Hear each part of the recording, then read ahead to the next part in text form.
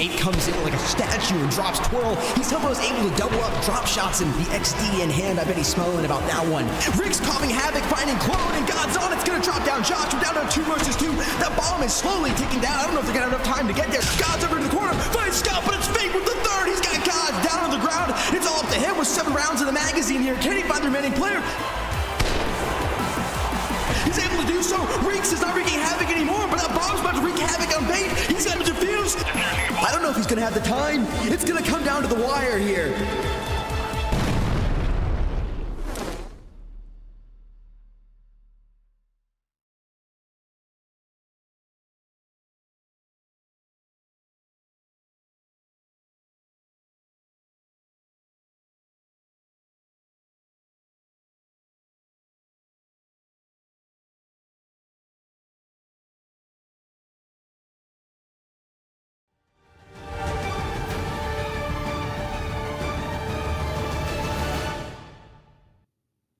Hello everyone and welcome back, of course, to the Critical Ops World Championship of 2023. We're here in week 4, day 1. 4 teams remain after a total bam, of course, that happened last week. We're once again back with some awesome matches. My name, of course, once more, Jesse or Dutch Boy, whatever you want to call me, next to me, A-Master, to cover all the action for you guys here today. And I can honestly say I'm very, very excited about this. What about you, A-Master? I think it's going to be a great time. I'm excited for it. The match that we have coming up today is Rain versus Underestimated. And, you know, I think it's a underestimate to say that, you know, we didn't expect Underestimated to be here. They've went through everything, kind of been the underdog the entire time. And, well, they're back again. Rain initially dropped them down. Now they're back for a rematch. Yeah, the matchup against Rainbow, obviously, we'll talk about that in a little bit with this whole pre-show, but I feel like it's still worth noting that previously it was a little bit of a shockdown for Rain. They had themselves a little bit of troubles when it came to the final 2 seasons of Pro League, but now finally being back here and then Underestimate, of course, surprising us for still being in the tournament as of a whole after dropping down, then winning 2 matches after that to still be here, to still be remaining. I'm looking forward to it, as we could have seen Rain taking on the side from Merciless, probably the 2 OG teams to be remaining, kind of, right inside of it, but now a sort of youngster new lineup that has been able to take him away and might have gotten some more to it than they have shown so far. But let's take a look at those teams that have obviously gotten qualified inside of this World Championship. It was a total of 12 teams being able to do it, with Violent GG, Team G9, Invictus, Rain, Mayhem 5, Mullet Mafia, Evil Vision, Merciless, Underestimate, Seminole, Rogue, and Xenocide. But only 4 remain. Yeah, each of these teams, either they worked their way due to sheer effort that they've done in past seasons to be able to make it here, or they qualified to be here. Either way, they all deserve to be here. And, well, unfortunately, due to how the bracket has gone, we have dwindled it down to those final select few. And as we can see from what we've had in the past with the brackets, you know, it looks good. And unfortunately, and that's the worst part, is we have to say goodbye to some of these teams as we go through this bracket. And as of now, we're all the way at the end. Over there on the finals, A and B. Well, again, today is going to be Rain versus Underestimated. And then we do have Mullet Mafia versus Evil Vision as well. That'll be coming up. But today is Rain versus Underestimated. And again, will it be Underestimated doing a dub and coming back from the grave, taking Rain out, or will the champions continue to move forward?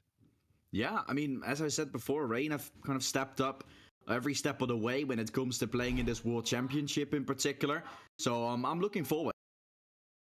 Yeah, I am too. And so don't forget, tomorrow as well, that is Mullet Mafia versus Evil Vision. Today is only 1 game, but it is a best of 5. So it will be plenty of rounds to be done. Potentially, you know, it could be a 3-0, but at the same time, there's plenty of matches for it. And tomorrow, again, it'll be about the same time for the next set of matches. And of course, while you guys are hanging out with us today, and you guys can hang out tomorrow, there's something for you. You got the viewer rewards that we have. You guys just, you know, pay attention either in chat or to us. Either way, it'll be posted somewhere when it is open, and you go on to play.mobileesports.org/app/world/2023. And once you go on there, you will have your account and you'll be signed in. So do that ahead of time. And then you'll be able to say, hey, I'm watching. And once you say that you're watching, you'll get signed in. You'll get notified that you are officially been notified that you're watching, and you'll be entered in to get these rewards. Yeah, it's great. I mean, as I said, as I said, you will be noticed when you are able to do it, because you go to the site right now, it doesn't do anything. But obviously, at the given time, you will be allowed to set up and make it happen. Yep. So again, make sure you're doing it now while we do some stuff, or, give it some extra time. Link will be in the description as well, to go ahead and make sure that you're signed in and that you have everything ready to go for when you're ready to do that, because the time when it's open is limited. Yep, you surely do, of course. And each time they get themselves a little bit of a point, each time you will be moving yourself up a rank. And of course, all those rewards are guaranteed, even entering a raffle for a lucky spin at tier 6, just to support us and obviously yourself. But as we have been talking about these quite a bit, we might as well be taking a look a little bit further into Rain and Underestimated as of a whole, right? As I said before, Rain being the regaining world championships, world champions, right? Rather, trying to do it again against UE, which have once again underestimated everybody by becoming the number 1 NA team, all of a sudden beating Merciless in a 2-0 fashion. But their previous iteration was, or the previous matchup between these two teams was a little bit of something. It wasn't too great to take a look at, because Rain kind of demolished the side from UE, also on the map of SOAR, for example, which was on the NA server even, rather. So Rain were the ones to pick it. Then UE had to decide which server they want to play, and obviously they're going for their own. But it still didn't go as planned, as they were only allowed to take 7 maps. So these two teams, although you feel like UE is once again going to have the advantage, or UE is once again going to be trying to underestimate us all, I mean, Rain, man, they've been looking insane. 2-0 twice inside of the World Championship to become here. 2-0 twice, I think, also versus... It was Invictus, which they won against to start things off. Then 2 times versus NA teams, but twice 2-0 A-Master. That is insane. Yeah, Rain likes to do those 2-0s. Again, they're no slouches. But also, they're the reigning champions. Yeah, also an NA service, right? That's crazy. Yeah. Like with a 200 ping and still beating the players up, beating the crap out of them. Yeah, and the only ones to really, normally do that is Evil Vision.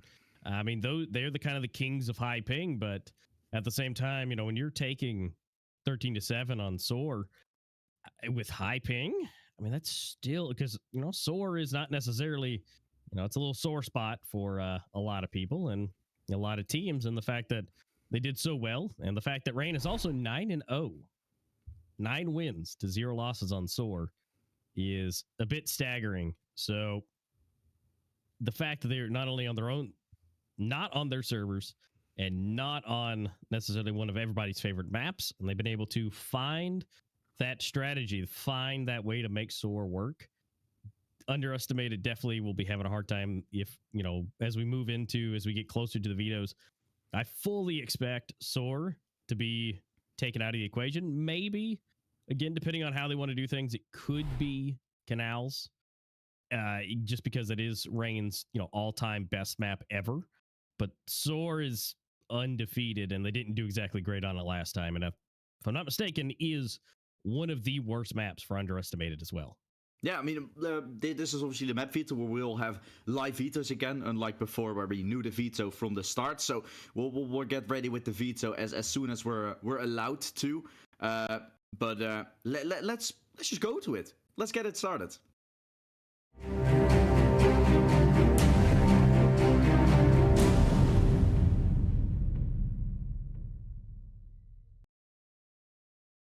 And here we are, live vetoes. As A-Master has said, right, we're probably going to see a UE ban of either SOAR or Canals. I wouldn't be surprised if it's SOAR, but as you said before, Canals being one of the most played maps out there for Rain would be looking to have that one banned away. I was maybe suspecting a ban of Village from the side from Rain coming out, but that's a map that they've played the least. But on the other hand, they have Castello, which they've never played. So I feel like Castello is more likely to have that put in. Then, because this is a best of 5, A-Master and viewers at home, we obviously know there's only one ban for each team. And then after that, you will have picks constantly all of the way. So there's also a little bit of a mind game in terms of, do you want to play your favorite map first to get it over with? Or do you want to leave your favorite map to the last maps just to have that upper hand when the series goes on late? Right here, with it being against opposing servers, against opposing regions, there might be something to it to pick a worse map to have a better map being played on the opponent's servers. But on the other hand, you want to play as good as you can on the opponent's server to have their round difference as well that comes into play. So there's more strategies to it. I'm super excited to see what comes in. As I've said, Soar, maybe the side of Castello should be a ban for Rain. I'm looking forward to it. Yeah, and if you might be able to do it right with those mind games, you might be able to get the opposite team to pick your map, and then in which case, then you'll have better ping when it comes to that being cross-region. But that's a little bit, easier said than done. And again, we've got to wait for that first official veto to come through. Again, this is the huge point. You only get one, and then after that, you have to play at least the first three. Again, it could be a 3-0. It's a possibility. It's best of 5. But, what do you get rid of first? Their best, your worst, which in this case technically lines because it is Soar. As far as recent ratings go, what do we, where does that go? And then, Rain, do they get rid of necessarily the, like I said, Village, one that at least played? Or do you get rid of Castello and just say, hey, we don't want to take the chance on a new map? Or do you take a chance on the new map? Because the other team also doesn't have a whole lot of experience on Castello either. Yeah. I mean, you guys will later on hear an interview that I had today with Nexera, and I mean, he wasn't necessarily that confident in he was going to take this one easily, like the sort of mentality that we kind of expect from Rain coming in. You guys will see more in the interview later today, so be sure to stick around for that. Obviously, I don't want to spoil it too much, but that does give me the idea that they're going to be banning Castello away simply because they don't want to go into the game feeling like, okay, we are allowed to do everything. No, we're not. We're allowed to play 6 maps. We're going to have those 6 maps in play, and we don't play one of them, which has previously been Castello. So it would make most sense to get Castello out just to have it. And, of course, we're still waiting for those bans to come through. We're still waiting for the first one to be pulled in. So I'm once more super excited. I hope, I really do, that we're going to kickstart the game of, or the kickstart the veto of within seconds. But I do see as well on my little monitor and on our little admin chat that Faultless is off for just a little bit. At the point he is here with the live map veto, so I hope that that's going to get sorted out soon, and that there's going to be someone else coming into play to get that veto sorted out, because they sure have talked about the veto in the past already. Yeah, of course. And, connections, things happen. If it was a LAN, you could, have an iPad in front of you and just start tapping away, right? But at at this point, the internet connections do happen. So that's nothing too crazy. So as we wait for those confirmations, again, it'll come down to a lot of big brain plays, a lot of thinks, a lot of thoughts, a lot of issues to really nail out. Because again, with only one veto, you have to play the other ones. Again, like I said, do you play your best up front, or do you leave them on the back end to where, like, if you lose your best maps, you don't feel great going into the later ones. But also, if you start doing some crazy stuff, you don't really want to do that. But hey, here we go. First ban coming in. And you're right, Castello already getting thrown out there. Rain does not want to have a chance on that one. They just want to go ahead and remove it from play. Yep, they're going to get it banned, and Soar being banned for underestimated, so no canals action in terms of that 20% win rate. I mean, it makes the total amount of sense to have that one being figured out. The first pick would then be Raid from Rain coming out. Not necessarily making too much sense, but I do see one thing, and I don't know if that is necessarily something that is too important to note here, but Rain's bans are being done to the auto department, so they're gonna, because they aren't here all the time to get the veto in, they will be having some of their auto vetoes start to be thrown, and Oh, they're back, so this is going to be their main feature that comes in. So it does make sense to have Raid being banned, because Raid is one of the more standing maps. Rain is known to be playing those maps in particular. So Raid getting picked, Village getting picked by Underestimate. They want to have one of the weaker maps out there for Rain in the beginning. Then Port, Bureau, and as a decider, Canals. So that's a map that, Amastor, you suggested maybe should be taken away by Underestimate in the beginning. They're leaving it all the way to the end. But I gotta say, if for some weird reason that final map would be played and it would be Underestimated server, Rain could still make that upset, right? They could still do so. And that is something I feel like Raid is gonna have, or Rain rather, is gonna have a little bit of an edge on, in terms of they are gonna have that opportunity to play on a map that is heavily in their favor, on no matter what server, in case we're going all the way. Yeah, and so realistically, even though Rain picked Raid first, it's not their best. That gives Underestimated an opportunity to get an early lead. Village is in a good spot for them as well. Now, once we get to Port, this is where it starts getting a little hairy. Is you got to pick that third one, and Underestimate. Like I said, there is a good chance with how they order of the maps, but again, the later in the stages we go, if they don't pick up these early ones and they flip-flop on the map, for the wins, it's just going to get increasingly more difficult. Yeah, it's going to be very, very tough. And I feel like the order of the maps, it does seem to matter a little bit. But on the other hand, I would have suggested one of the maps to be played more up front. I feel like, as we've said before, there's two ways you can throw this curveball at them. You can either go for maps at the start that are on paper less favored for you, to leave them as a deciding. I feel like you usually want to start with your more favorite maps and leave with those harder maps at the end, so you can get a good grip on the game and actually succeed in the long run, then kind of compensate with the momentum that you're bringing in. But I feel like they are going to be starting off when they're full fresh and energetic still on the maps that are a little bit less favored, hoping to pick it up. And then going into the ending stages, you can already see Bureau and Canals, two of the mostly long-standing maps, those being played at the end, is going to mean that both teams are quite happy to make this series go in the long run. They definitely don't feel like they're capable of getting this one in a 3-0. Maybe 3-1, maybe 3-2. But those final two maps are seeing like these teams do kind of want to play it or anticipate on the fact that this game is going to go all the way. Yeah, and like Underestimated, picking Bureau, they've got a good rating on it.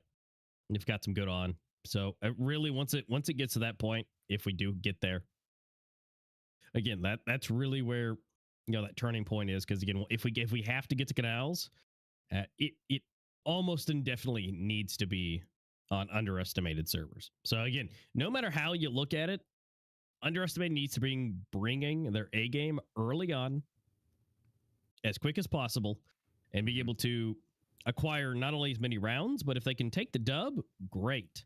But if not, they've got to get as many rounds as possible. Yeah.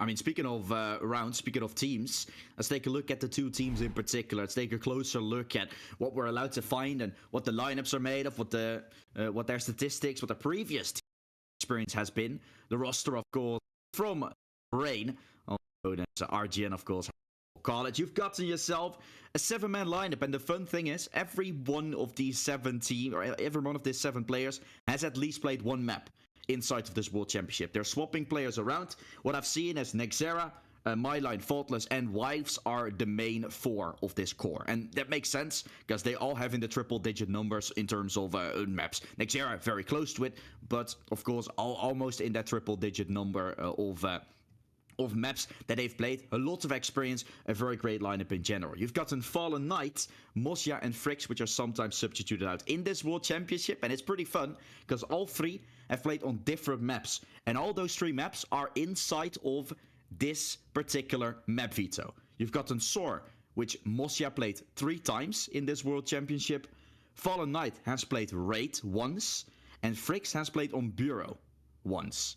So maybe we're going to see Rain substitute those players out depending on the maps that we're going to see. Otherwise, of course, those main 4 cores seems to stand always. They're not going to switch in a Fallen Knight and a Fricks, or a Fallen Knight and a Mosia. no, the main core of Myline, Nexera, Wives, and Faultless stands, but they have a 5th player which comes into rotation on the particular maps. And I do really like this approach, because this kind of gives an edge to one of those players. They can fully focus on one of the particular maps, has fully been preparing on it. Maybe that's going to give them the edge over the other team. Yeah, I agree that is a good strategy. That's a good way to go about it if they want to do that, and be able to bring in an expert on each and every one, and then where you have your main core that they're good on. But of course, Reign's tournament history is, well, top notch, and the reason I say that is because we got 3 whole pages of it. Of course, Circuit Season 1, Season 2, Season 3, first place. They've done great. Season 4, Season 5, some things happen, and there's 14th and 6th place, but they've done great. If Reign's history is just so in depth and so heavy, they have so many things that they've done, so many matches they've won. Now, granted, they got second place in Embers of Victory Season 2 and 3, but it's nothing too crazy. Back to first place on Pro League Season 1, and then to third place in Season 2. Again, a little bit of ups, a little bit of downs, but if they're going to go down, they're still going to be in the top spots, right? Yeah. Top 16, top 8, top 10, right? But other than that, they're going to take first. They're going to take second. Yeah. I mean, they've won the World Championship of 2022, but as you said, I think it sums it up quite nicely with the way Reign has gone. They were allowed to win Pro League Season 1. Then they fell down into Pro League Season 2 and Pro League Season 3, and Nexera gave a great explanation in the interview we're getting later today about how it all went by and what the reason was. I mean, they were just a little bit head blown by the fact that they were world champions, they were first place, they thought they won everything, and then they had to start preparing, and now they've gotten themselves ready, gotten themselves into his 25,000 earnings, and they want to make it a little bit more. They want to make it, I'm saying a little bit more, a lot more. Because if they win this World Championship, of course, there's going to be another 12,000 added right on top. And they might be the first team to make it across 30,000. Might be the first team making it against above 40,000 US dollars of earnings. Eventually making it even higher. Reign is that team. And they've already made them name for themselves in the past, but they're trying to do it again. UE, on the other hand, this lineup, coming into this tournament with not really played together that much. I mean, maybe in the other tournaments they have, or maybe just in general in ranked. But you've got yourself a 5-man that's usually playing Tyloo, Def, rather known as a Zeke, XD Gamer, Shell, Thriton. Said this before and I will say it again, this lineup doesn't have too much experience in terms of individuals as well. You've got a Zeke or Def, which used to play in Pro League, but he only played one of the seasons. Same for XD Gamer, they played together in Xenocide in Season 3. The others have all played on and off, with even Thriton being a guy who hasn't played in any of the Pro League or intermediate seasons. This lineup, these players have popped out of nowhere, but are now in the top 4 of the world, and they're doing good stuff about it. You've got some Bossy and Keller which can stand in at any given time, and their ratings being incredible, with an average rating somewhat at the score of where Reign was on as well. Reign was, I think, on 126. This is 123.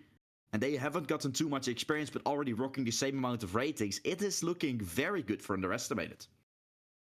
It is, and in one of the live interviews we had, them saying that they basically they play all the time. They're a bunch of friends. They've, just because they haven't done a lot of matches here, they do a lot all the time.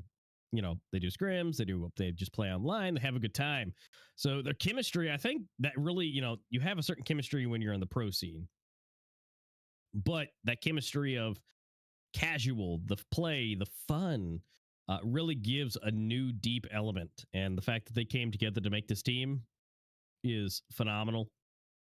And again, the name itself of Underestimated has been around a little bit. We have Circuit Season 5 being able to grab first place, and then semifinals of Embers of Victory Season 3, and then 8th and 16th for last year in World. So nothing too crazy, but they're looking to make their name here today in 2023 in this World Championship, because again, they're here. They're top 4. Mm-hmm. That minimum, they're grabbing that. But obviously, moving forward again, they would love to be able to take first place and to be the world champions. And, well, Reign obviously want to keep their crown and to be able to, like you said, get up to be the first one above 30 grand, maybe 40 grand as they move on. But, we got to figure that out. And ultimately, this best of 5 will determine that. Yeah. I feel like One nice thing you mentioned, and I've actually spoken with a guy, probably people don't like to name this game in particular. We're playing shooters, we're not playing MOBA, but a coach of League of Legends, or played in the highest stages there as well. He once said one thing, like, an important thing is to keep enjoying a game. And one good thing about it is when you're playing with friends, when you're having that in your lineup, a group of friends which are playing, the morale is a lot better. Your mentality is a lot better. You're allowed to say things to each other in a better of a way with great understanding, unless just being random and like, I'm not gonna accept what you're saying because you're only bashing on me.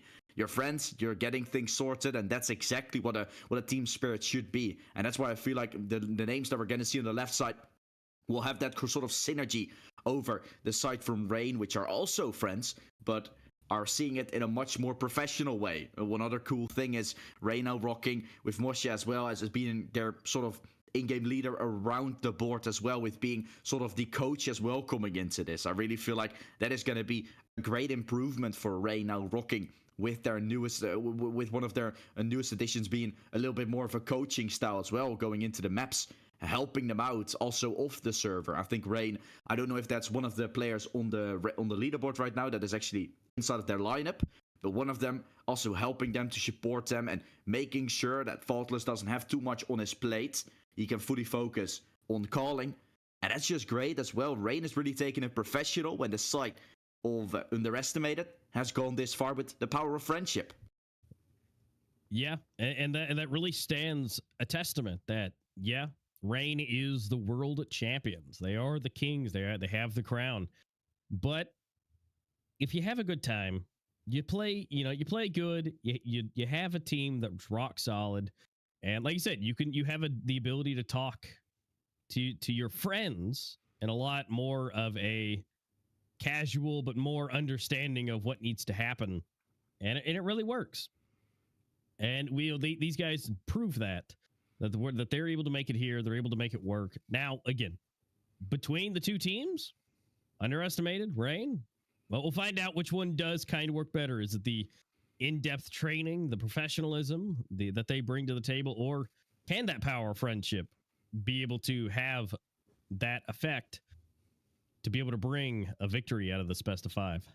Yeah, I mean, I would personally say Underestimated, like, they don't really have the experience coming in and blah blah blah. We've said this whole riddle before, and it's backfired like twice. But on the other hand, we have also seen that the side from Underestimated can be shaken a little bit, as well as playing on their own server against Merciless. Those games were still pretty close. Merciless sometimes choking it a little bit, so taking advantage of the plays that are being made. And as we see those ratings go down the line, the fact that what we're seeing is Underestimated is a whole lot more sort of, I would say, consistent in the terms of who is fragging and who is doing what. On the other side, I feel like the base that Underestimated is showing is not going to be enough to overcome such a solid lineup and such a solid fundament like the side from Rain is. Previously, I feel like Merciless has had their ups and downs. I've also said it before. The fact that they were in the grand finals twice of Pro League and twice losing it against the side from Evil Vision when it matters the most, weren't allowed to do so, even though they brought in the changes in NA. They made the biggest roster changes in NA in quite some time, or in the Americas region. And that was probably the reason why everyone felt Merciless going into Season 3 finals, Season 2 finals was going to be the main deal breaker. It was going to be the main thing looking at for the grand finals, but they lost those twice to Evil Vision. And maybe that was the same a little bit this time. When it matters the most, Merciless isn't allowed to show. Underestimate has now been able to clinch on that. But they have to do it again, and now on EU servers as well in a best of 5. Without too much experience playing 5 maps in a row, I mean, let's be honest, that's going to be tough. I personally have played a lot of esports myself. I've also been in some teams. I've never played a best of 5 myself. So that is something. I've casted best of 5s before, criticalops, also CS. But in general, playing a best of 5 is a whole different story. Yeah, now best of 5 can be a win. You know, it gives you a chance to where, hey, you don't do so well in 2 games. Well, you're not gone yet. So you have that little bit of a buffer. You do have that ability to kind of save yourself a little bit. but again, it is a very long, taxing process. So dexterity needs to be a thing. Being able to have that energy to be able to keep going through is also a thing, and so it is lengthy. It is hard to do, and well, we'll just have to see who has that ability and that dexterity today. Because again, maybe Underestimated doesn't have necessarily that experience, but they're about to get it one way or the other today. Mm-hmm. They really are. And I mean, speaking of getting energy, we've gotten something nice for you guys to check out still, of course. And that is a lovely partner of us, a lovely sponsor of us, G Fuel, of course. They have brought us with a nice code, of course, to use. Code Esports Mobile to get up to 20% on everything at gfuel.com, of course. We are obviously working with them for quite some time. It's been a long time supporter of the mobile esports scene, and it keeps you guys energetic at any given time.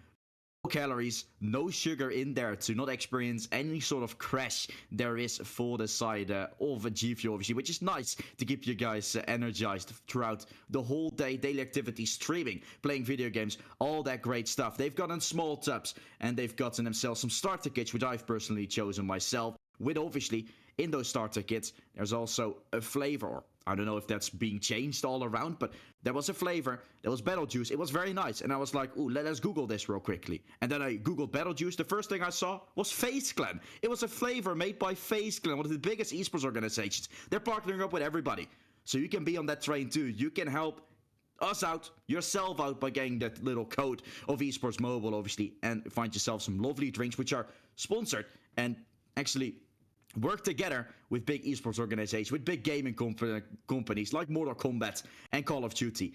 It's very, very great. Definitely worth checking out if you look for the smaller tubs. They've also got themselves 15 servings here in all beautiful flavors. Esports Mobile is your code for 20% off.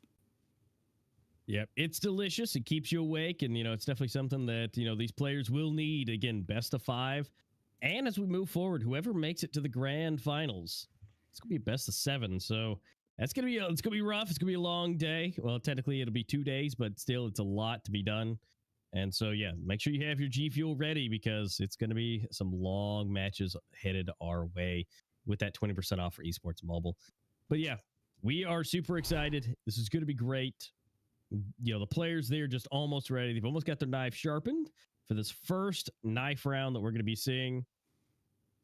It's going to be nuts, and I'm excited to see what Underestimated bring. I fully know what Rain is going to be bringing to the table. I'm more interested to see what Underestimated has prepared for today and what they've been able to bring, because again, they're the underdogs. Any community votes we've had, they've had nothing more than 17%. And I think seeing what they're able to do really shows a testament of what they can bring to this table, what they can bring to these matches, and this entire event as a whole. Yeah, I mean, I've already seen something in the chat as well. We might be able to talk about. This is going to be an NA server, obviously, coming in. And what we have seen and what I've seen is Mosia playing 3 times on SOAR. Those 3 times were always the map picks coming in from Rain, meaning that on that map pick in particular, Mosia was playing. Mosia is their sort of guy who's playing on all the NA servers. I think he's also in the US right now. He doesn't have that ping problem. So they have a player which is universal, playing on those servers only on the NA part. And that's pretty lovely, because he's been putting up great numbers on those servers in particular. So you've gotten the chance, the opportunity to play with 4 from EU, and then having 1 kind of substitute out when it comes to playing on the opposing servers. That's the reason why he played on SOAR, because Rain picked it every time. Now on Raid, that's also Rain's pick, and Mosia is playing. So that's great. They're once again going to go with this showing, and that's one of their main reasons why they have been able to play very great when it comes to the opposing servers. Only 2 O's, Master. We keep on saying it, but that means you've won twice on the opposing servers. And that's all to the fact that you have Mosia there. Of course, not all to the fact, but Mosia has been a key factor too, and always fragging out on those matches. Let's see if he's going to do the same this time. Yeah, and again, that makes a bit of a difference in the fact that they are having some versatility with that. Makes it great to where, hey, if we're going to play on our own, well, Mosia, we'll see you on the next one, basically. Yeah. But either way, that gives them a great upper hand. Again, that diversity is really huge when it comes to Rain and what they're able to do.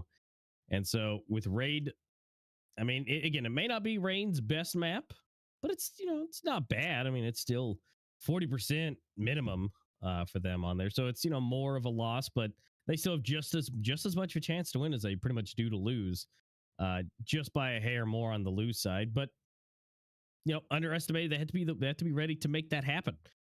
And the fact that it's going to be on their servers, it's going to be a little bit nicer. But they've got to make sure to take down Masia at that point. If he's going to be in here, they have to know that there's at least one person who can pretty much combat them toe-to-toe on at least the abilities to pop corners and make things happen.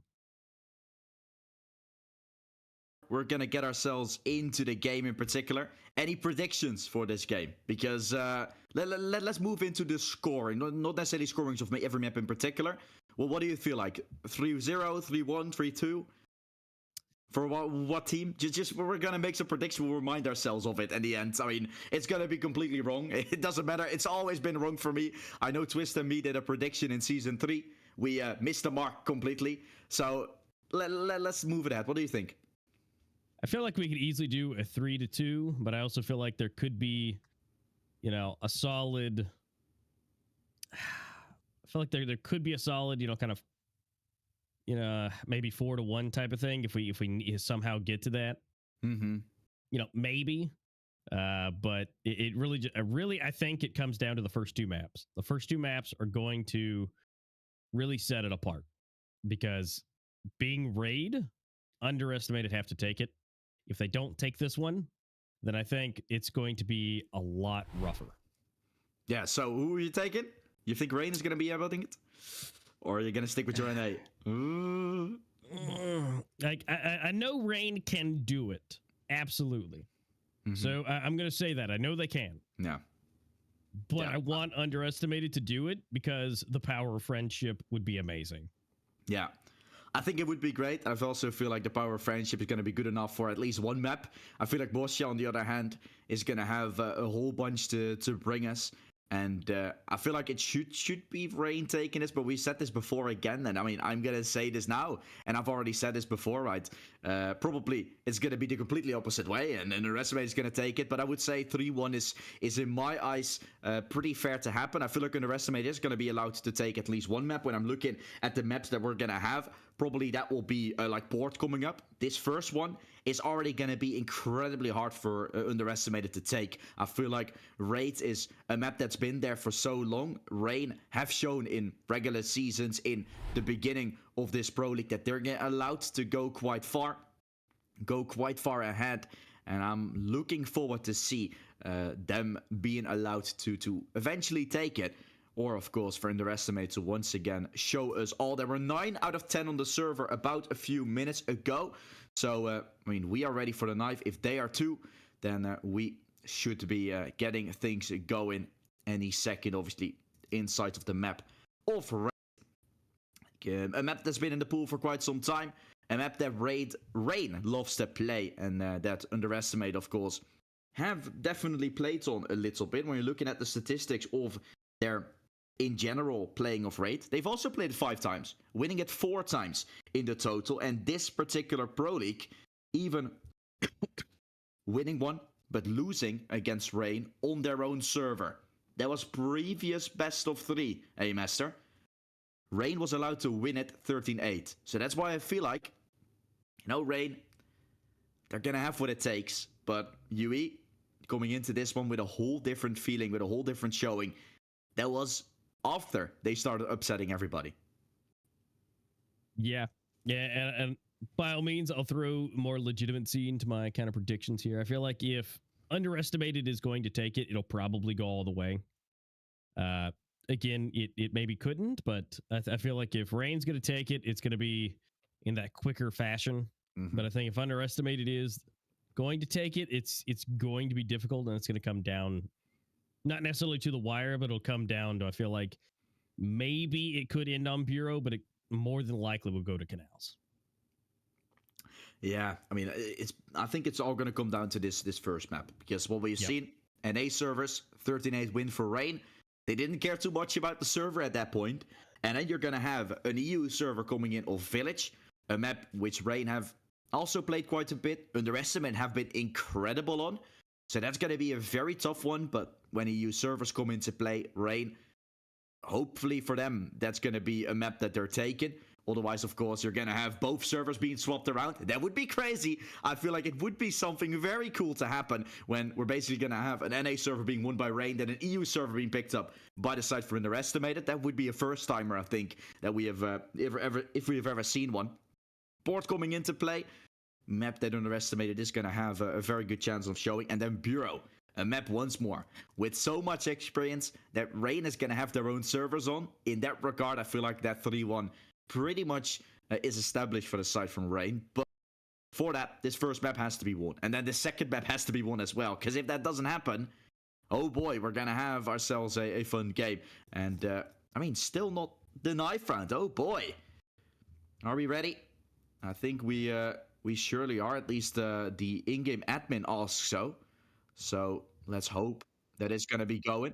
We will be having ourselves the knife round, guys. We're off with jabbing. We're going to have ourselves some stabbing.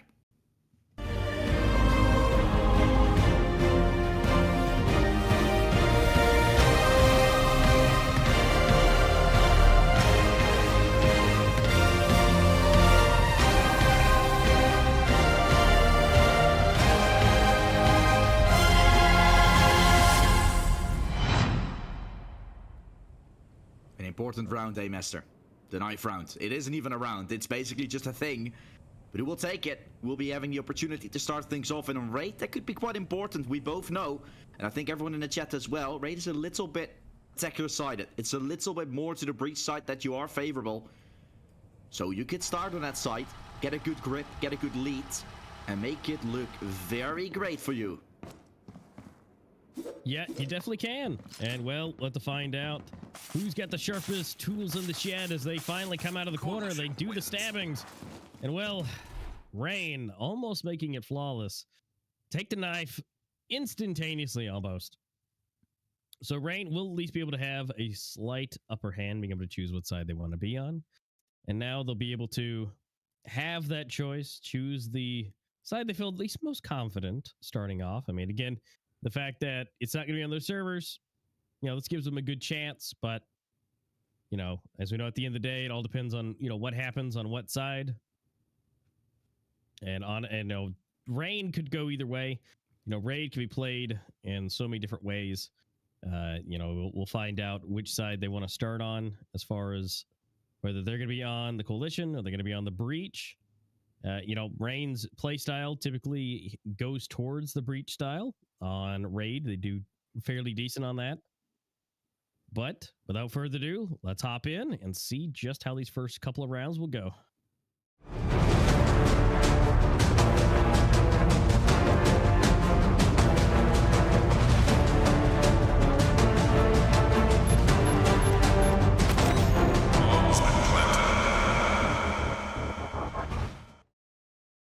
Alrighty, here we are. We're about to get into this. This is Rain versus Underestimated. Game number 1 of the best of 5. Starting on Raid. These guys are getting warmed up. They're so ready to get the bullets flying, to get the blood pumping, and be ready to take this first map. Whoever it will be will set the precedent, will set the stage. And again, as we all know, Underestimated would benefit a lot from being able to take this first round. We do see that it was already 2-1, so I'm not sure if this is... Oh, here we are. Okay, it was just a little warm-up. It was just a little go-in, and I was about to say, felt like that was more likely to be the case. Obviously, it does mean we're gonna get Rain start on that attacking side, as said before. That is something I feel like you kind of want to do, just based on the fact that you're gonna have yourself that beginning of being quite nice. Also, another thing I see is that Fallen Knight is also playing. He's playing instead of Wives, the lowest ranked player from the 4-man core from Rain. So maybe they want to swap something out, have a more experienced player coming in Fallen Knight when it matters the most. Let's see if it makes any difference though. The first kills are coming through, allowed to take full control of the A site, and at the same time Mylane taking full control of the Coalition spawn. That is something pretty cool, as that does mean they can't be allowing a bomb plant to come in on the potential B side when underestimated is coming in from behind. This is great because the bomb is going down on B, and the rotations will have to come through, but probably way too late. It's Shell that tries to step up, and he's gonna find an Xera looking the wrong way, so this is really great. This opens up chance for the retake.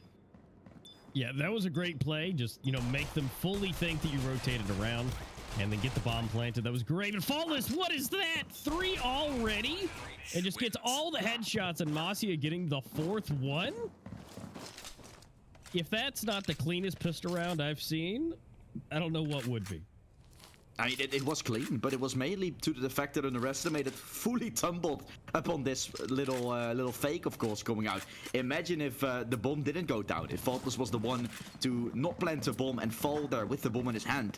The rotations wouldn't have needed to come in too fast. They would have had some time to chill, and it would have been Rain having to make the play instead of underestimated. So it could have been a little different. We also see that the push from Long will come through from Gravel, allowed to take 4 Ps here for Rain. 1 kill, 2 or 3. That's all left to Shell as the bomb will go into the B side. Rain allowed to start things off quite nice, and this is obviously a reminder for everybody in the chat. It's NA servers right now, so it means Rain is not only allowed to start things off great, but also on a very high ping differential in their disadvantage. So that's only going to make it better along the way. It is still the attacking side, which is favored on the map of Raid, but it doesn't matter. It doesn't really mean that they're gonna have things sorted out just yet. Shell need to be careful of dying to the bomb here, and is also gonna get chased from behind. So maybe he's not gonna be allowed to stay alive, or he's gonna try to go for a ninja. He ain't. Oh, Running away. This could be... Ooh, barely able to survive. 19 HP. Yeah. But hey, at least a rifle was able to be secured. That's at least a positive out of this. And so now we're going to see this replay. Look, dink to the face. Messes up a little bit. Still gets the extra dink plus another one. And then Masia just... I mean, that's... So and really the juke play was the biggest thing. You know, they do a like hard rotation, 4-man push to the other side. And then you just opened up. Yeah. Nico, of course, that came into play. Not too much to worry about. It was for the side of underestimated. Now, blind up to a certain amount they still have. Everything set up. Raid starting to set up for a B long exec, and as no one from underestimated is still going for that, it opens up chances for Rain to move up middle, to move up B. Underestimated gives up a lot of control, and I don't really know if I like it too much. As this is going to mean Rain can pop just in a split second, and they could have the side under control without any rotations to be called. Rain is having so much control right now, AMS. This is insane. Yeah, they're locking it down really nicely. And this is, again, one of the things where, you know, I was mentioning early on before we knew which side Rain picked is, you know, their breach side tactics on Raid are super fast, or they know how to lock a map down. I mean, they can bust into the site within 30 seconds and get things going, or they know the cheeky plays. But when they finally decide to execute, they all execute, which it looks like that's about to come in here in just a moment. You know, they're throwing what they have, and Faultless, Fallen Knight, able to jump in, get one, but we are going to get 2 refrags, but maybe Nexera is going to help out a little bit more there. Again, 1-to-1 trades back and forth, but ultimately Masia and Fallen Knight stay alive, and Rain is on 3 unanswered rounds, and underestimated have not found their footholds just yet. This was one of the most insane flanks I've ever seen for Fallen Knight. He went into middle at the exact time underestimated started rotating. He got him from behind and only had to focus on 2 on the side in particular. Rain, this is a round that is played close to perfection here.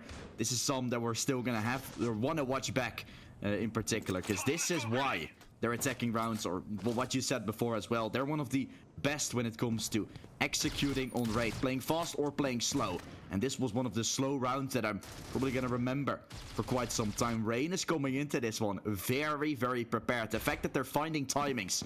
One is in heaven, a few guys on long. The guy in heaven makes noises, making the guy from the coalition spawn start rotating. At that given time, Fallen Knight pushes in middle, flanks the guy on coalition spawn. It all just pixel perfectly works. Yeah, and again, they know these plays. They know where to do these things, and it's really keeping Underestimated on their toes. You can see they're moving around quite frantically. And again, you don't know, are they going to be coming from, you know, which side? You know, is it a fake? Is it a double fake? You know, which one is it? Like my line is just like, hey, remember me? I'm over here. Oh, we're over here on B, right? I'm just making sure that you're still here. All while the team rotates over to A. And then you still have the extra player. You still have Fallen Knight keeping the rear just in case, but that may not matter. Def able to get 2 for himself. Taking down Faultless, which is going to help them out. Masia able to get the refrag. And so now, flashed off. Nobody can see. My line is now being able to come from the rear. But will that flash dissipate in time? That is a no. And so XD Gamer able to pick up 1, but I'm sure coming from behind, yep, Masia picks up XD Gamer. And another trade from Tyla and my line, leaving only my line alive, but that's still 1 person. And that means Rain picks up another round. What a clutch again from Myline in a 1v1. Still unknown of where he really was. He got a kill earlier, so they knew he was coming from that ramp area. In the end, allowed to get the kill, and so 4-0 starts. In this round in particular, the flank from Fallen Knight coming in. Allowed to take down Tyloo, and Shell is on the side. He's like, all my friends are just dead. They're flanked. He's gonna die to Mosha. And then the round is lost, but that flank from Fallen Knight is still so incredible to see. Triton need to be careful. They've already crossed to the side. 1-4 trade comes out, and this is the fast plays we're talking about. Rain is also allowed to accomplish this, and Xera isn't going to scare. He's going to drop down into the ramp. He's going to drop down to clear vent, and he's going to line up 2. Taken down eventually.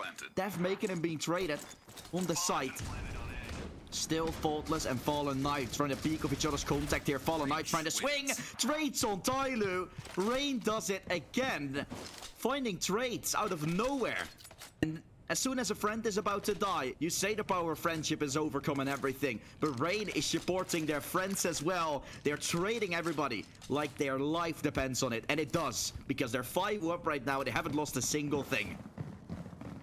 I mean, that's the biggest thing is like, Rain, even though they're only surviving, you know, they're doing the trades, they're going back and forth, but somewhere in the mix, somebody gets 2. And that's all that matters. If everybody can get 1, but 1 person gets 2, they get the round. Every last one of these rounds has survived with 1 player left.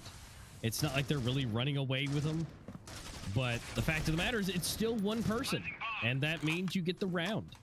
And again, going back and forth is a huge deal, and so that's giving Underestimated a chance at it, but so far that chance has not reared its head yet. They have not been able to make that closure. They have to find trades in their favor. They have to double peak, because right now they're losing fights 1 by 1. And it's Def all of a sudden all left standing. Gonna try to take down Faultless, unsuccessful. And so everyone will hit the deck from Underestimated. You saw Rain getting the opener, as you said. That after that, trades isn't enough. Underestimated will have to push with 2 or maybe 3 together. But in fact, they're dying without getting a trade. You see themselves getting an entry. A player from Rain is allowed to trade, then there should be an instant response for UE coming out. Didn't happen. And so 6-0 gets found for Rain, and they haven't lost in this series yet. This is not on EU servers, guys. This is on NA servers. And I said before, a 3-1 is possible. I mean, this is definitely the showing I expected from Rain, but UE, can they do too much about it? I'm not too sure either. Rain is just playing incredible. Their trading is on point, and UE, maybe they can stick a little bit more together. But on the other hand, Rain is playing very well. Criticalops right now. Yeah, I mean, this is just textbook Rain at this point. I mean, they've definitely brought their A game here. And again, as I mentioned earlier, you know, if Rain's going to take it, you know, you will probably see Underestimated get, you know, 1. Right? You'll get it. They'll have 1. But, you know, if Underestimated, you know, was or is still capable of doing it, it'll still go all the way. So there's still a chance. You know, we're not to that, you know, way just yet that Underestimated maybe can't. You know, this isn't necessarily either team's favorite map. But, you know, Rain clearly has a plan, and they're executing it perfectly. And it just seems like everybody's just, their accuracy, their crosshairs are just right. And we are going to see some trades, but here's that 2-piece I was talking about. Somebody gets 2, and that's Masia. Now, next area gets 1, and we're down to Triton. Down to 1 versus 3, but he gets 1, but not the next 2. And so Fallen Knight gets the last kill. Jesse, that's 7-0. And can we talk about Moshi as well? 10-4. They're bringing in that NA player, obviously. They're bringing him in, and it really is what makes the difference, I feel like, for Rain. Having a player to substitute in, 10-4 in 1 assist. It's been incredible. And the win counter for UE, it's been 4 wins, 1 loss. What does it matter when you're Rain? And when it is, in general, been a map that they've played over the course of the entirety of the whole career of the Seops, right? Circuit 1 to 5 have been allowed to get big W's for Rain. And that was also times where those maps were counting up. It's a map that has been there forever. Obviously, now with Grounded leaving the pool for them, that is obviously a new map, a new older map that they're gonna have to play, right? And that's where this map comes into play. This is their new home, and they're showing us what they've prepared for, because they're coming here to fight. And they really are looking incredible. 7-0 and a man advantage. As you said before, Master, finding out when advantage is huge, because now you can basically trade and win the round, and that's exactly what they're doing. Having my line sprayed towards the B side. Hello guys, I'm here. And in the meantime, setting up for an A push, which is now completely clear. You has once again been bamboozled. Exactly. They're doing the play. They're like, hey, you know, yoo-hoo, over here, and you know, leaving it just fine enough. And again, even if they do some trades, Nexera has already got his 2-piece for this round. If anybody else gets a 2-piece, it's just a plus on that. And now we get again XD Gamer, Nexera traded out, and now we're in a 2v2. Nexera could go down. He is low, but it's gonna come down to this: will Fallen Knight be able to pick up one and trade? Tyler able to actually get Nexera. This is possibly doable. Fallen Knight, he still can't see anything. He's in the smoke. If he catches them both off guard, he hears the jumping. 1, and there is no way that he's able to get this. She'll be able to come from the top. Jelly's actually able to do it, but is there enough time for the bomb defuse? I don't think so. I don't know. Oh, it's gonna explode. Oh. It's the clutch. It's Fallen Knight doing it. And it's still around. They actually got all the players killed this time. Not quick enough. Oh, boy. The other thing, the bomb. Fallen Knight, what a clutch inside of the smoke. You saw that view, obviously. Once more, we as observers are allowed to see what's inside of the smoke happening when it's not inside of the smoke. Fallen Knight was at all that time inside the smoke, underestimated, couldn't see him. Then when he walked out, got one. Should have sprayed down the second, I gotta say so, but then started running away, baiting as much time. And the fact that he ran down the ramp made Xiao have to jump down.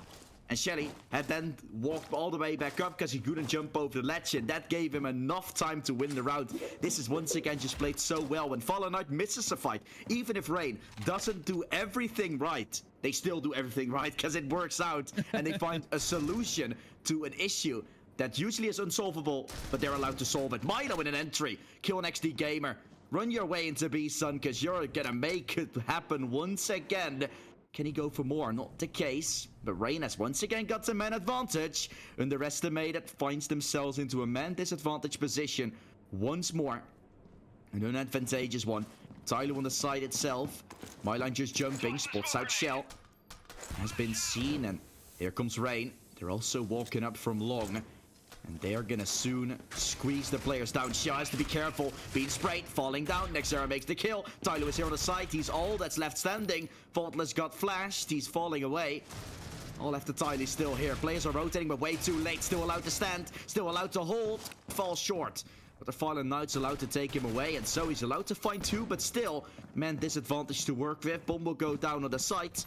And Death, together with Triton, will have to make the clutch come to fruition. Being smoked off isn't ideal. As the re-execute will start to come in. Death allowed to take down Fallen Knight, but is he aware of Washa? No, he's not. And he's still on the side. He's still going to line them both up. Rain is unstoppable. 9 consecutive, 9 unanswered. Make it better. You surely can if you're starting to win clutches like this from Fallen Knight, obviously, that we saw previously. Getting the kill. Damage on Shell, then runs away. Runs down the ramp to make Shell have to jump down. And impossible to go for the clutch. Everything worse for Rain.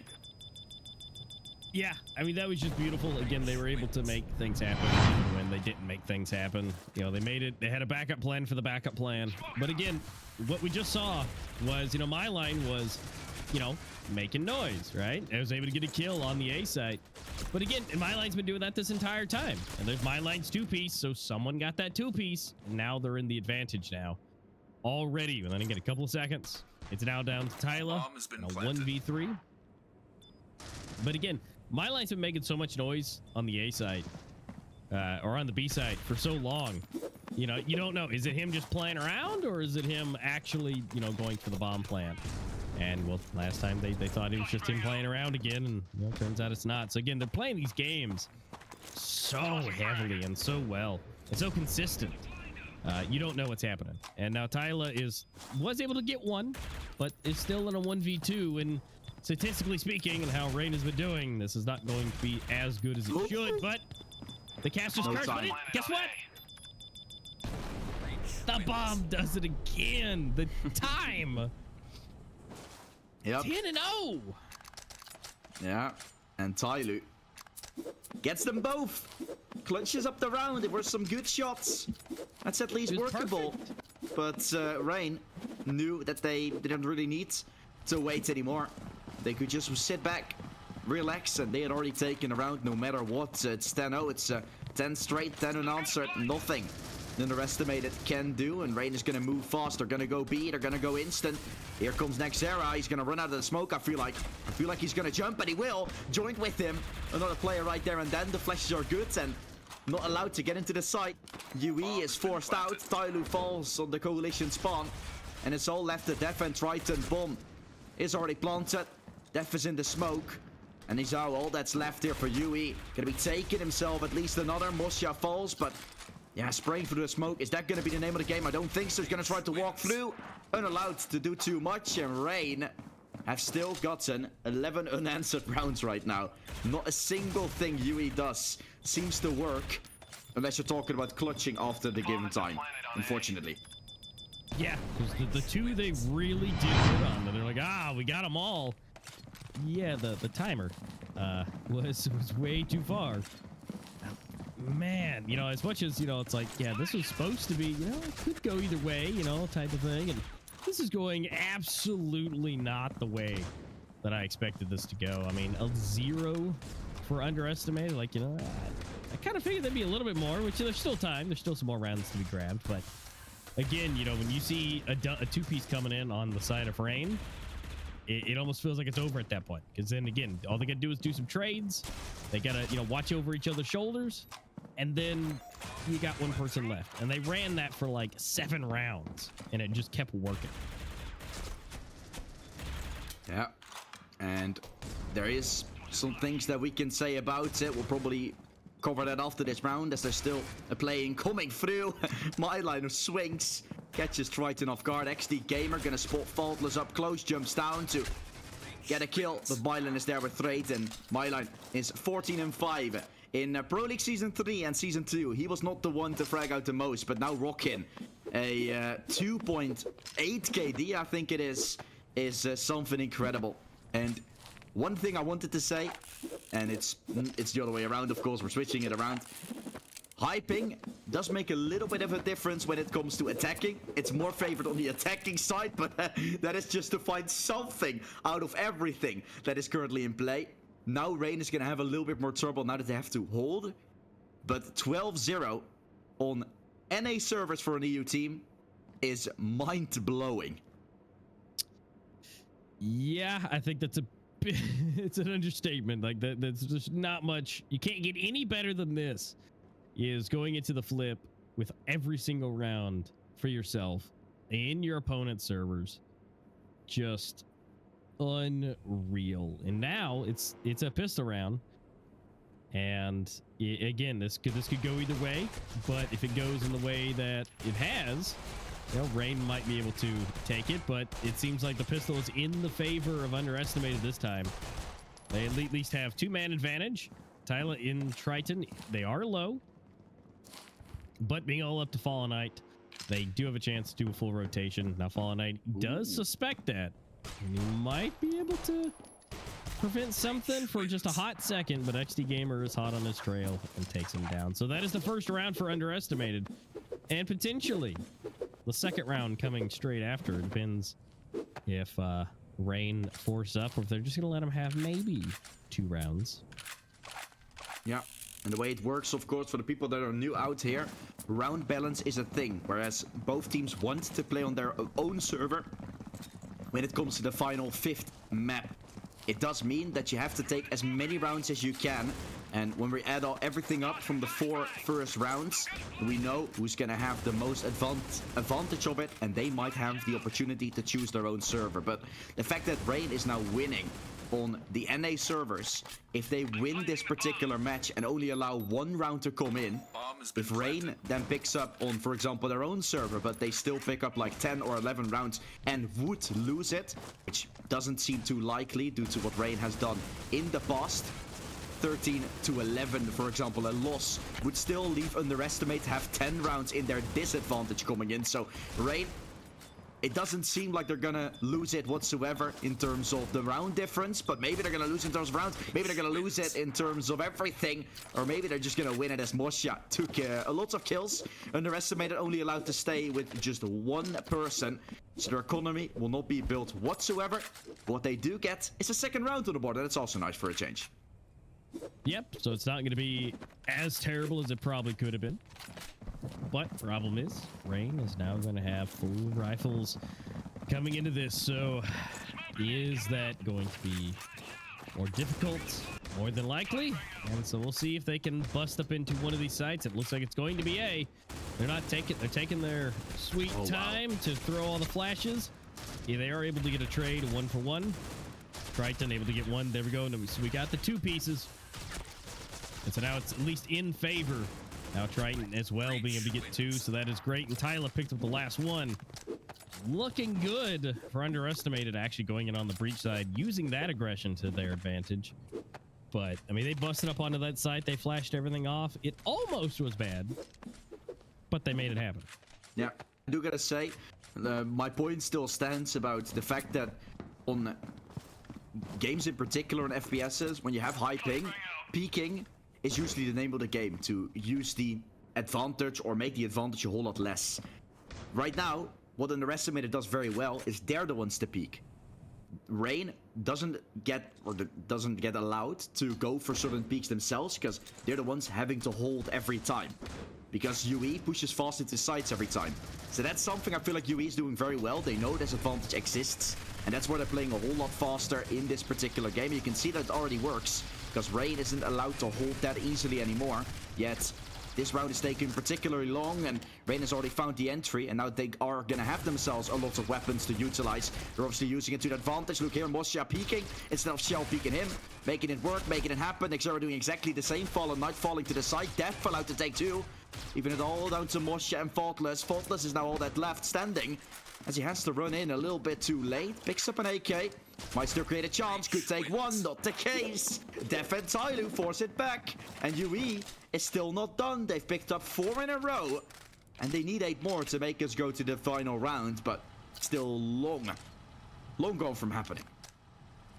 You know, it's still doable. You know, Rain did it. So Underestimated can do it as well. But again, any slip-ups, game is over. And so the idea of the most amount of rounds possible for round balance is what you're aiming for. And if you're able to get 12 of those, that means you tie it. Because, I mean, it's almost inevitable that Rain will get a round. But again, it's when will they get that round?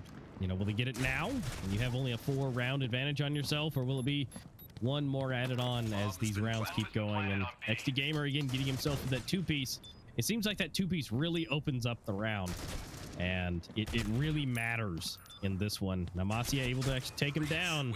But there we go. The trade comes in 1 for 1. And they make it happen. So again, that's 5 to 12 now instead of 0 to 12. And so they're slowly making it up. But, you know, we'll see. If Rain finds a good rifle round, then this could be over. Yeah, I mean, one good round it is for Rain. And that's why we say, both of us, Master and me, and I think a lot of people in the chat as well, it's not necessarily an if. Right now I feel like it's more like a when, in terms of when it's gonna happen. And right now, maybe this round could it be, because we're having ARCs, we're having M4s, but it's still something in the back of my mind that is saying UE is playing to their best of their abilities right now, which is looking very good. On the bridge side, they've looked quite insane, pushing everything. and allowed to take kills left, right, and center. Rain forced to fall back. MyLine still trying to go for the retake, but I'm not too sure if they will go for it, because they're gonna sit back and wait as UE is allowed to take more and more rounds here on the map of Raid. They're really using, once again, the Peekers advantage to their advantage when Rain is forced to sit back. You saw when Rain took the initiative themselves to peek. Now, because UE is playing so fast, they're not even allowed to do that. So Rain has to fight a way around this. Otherwise, they're gonna have to play to their weakness and potentially put more people on one particular site to compensate for it. Because right now, it's not working. And right now, they're getting overrun, because after 12 rounds unanswered, it's 6 rounds unanswered, but for you underestimated. Yeah, and again, then you play the gamble if they do the stack on one specific site to compensate. Which side do you do? And then in which case, you know, you got a 50-50 chance of, is it going to work, or did you choose the wrong site? And then you got to do the retake. And so, again, there's still chances. Either way you look at it, there's still chances. And again, like you said, you know, it's more of a win instead of if. But again, it's just finding out what are they going to be able to do. And, you know, will Rain use that aggression to their advantage if they do the peaks here? But again, underestimated clearly know the same thing. Be able to make that peak. Now they get the trade, they get the back and forth, but they do get the bomb planted for underestimated. So now the timer has been set. The clock is no longer necessary except for the most crucial 40 seconds of their life to get that bomb defused. Flash on Heaven. Nexera finding Shelly. 1-for-1 will be found. Def. The side, so is Triton. All that remains on top. Fallen Knight runs up top. Now only Tyloo having to be dealt with. He's under Heaven. Fallen Knight knows where he is. The time is ticking. The time is running out. And Tyloo is going to win the round. Once again, UE comes out victorious. And they continue to find rounds. They cannot be stopped just yet. And they're bringing it down to 1v1s now again. Rain is getting it close. Still not allowed to utilize. I really like what Rain is doing, because what they're doing is now they're going middle with 3, which allows them to go to the site that is more pressured and then get the advantage by having to retake it, having to peek it on certain angles. I really love what Rain is attempting, and it is sort of working, but it should have been executed a little better, because what happened is they played with 3 on middle and then they split up. They went all to separate sides, and again, Milo was all alone. Mosha found that trade, but he should have been there instantly with him. Then it would have been a whole lot better. If Rain utilizes that a little bit more, this game is done. But unless that doesn't happen, Underestimated is still continuing to find round after round, and they still have a chance, Mester. Now we're at the point where it's even possible to win it all. Yeah, I mean, again, it's becoming increasingly difficult. And Underestimated's really busting up in here. And we get these 1-to-1s back and forth, but there it is. There's a 2-piece from Tyla, which then tilts it. And now it's off to Nexera in a 1v3. Can potentially get one. Well, Tyla is low.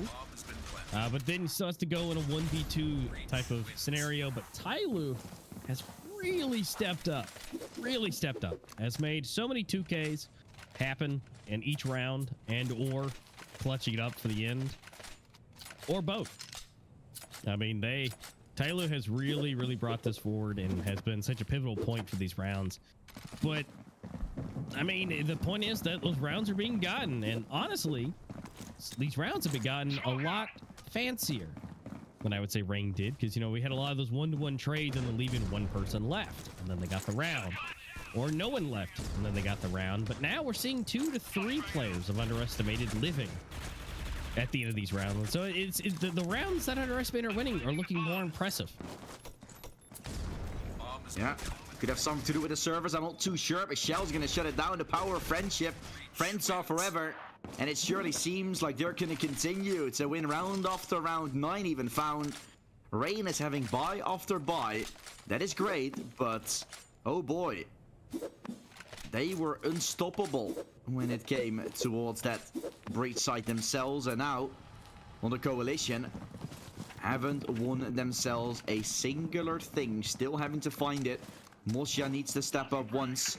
Now again going for the mid play, going with 3 to help each other out, being the ones to make the initiative. Look at Faultless doing so. He's trying to peek, trying to use the advantage to his advantage, and is MyLine doing so as well, but being taken away. The spray from Lung will also fall, and here goes another round. Here goes nothing. once again for Rain. A 2v4. And Nexera and Mosha having to clutch this one out, trying to rush over the smoke. Nexera allowed to take it. See him dropping. Still left standing.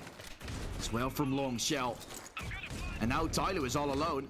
On the side himself, will get help from the Heaven. But Nexera might just have done it. It's all down to Moji. He's the NA player.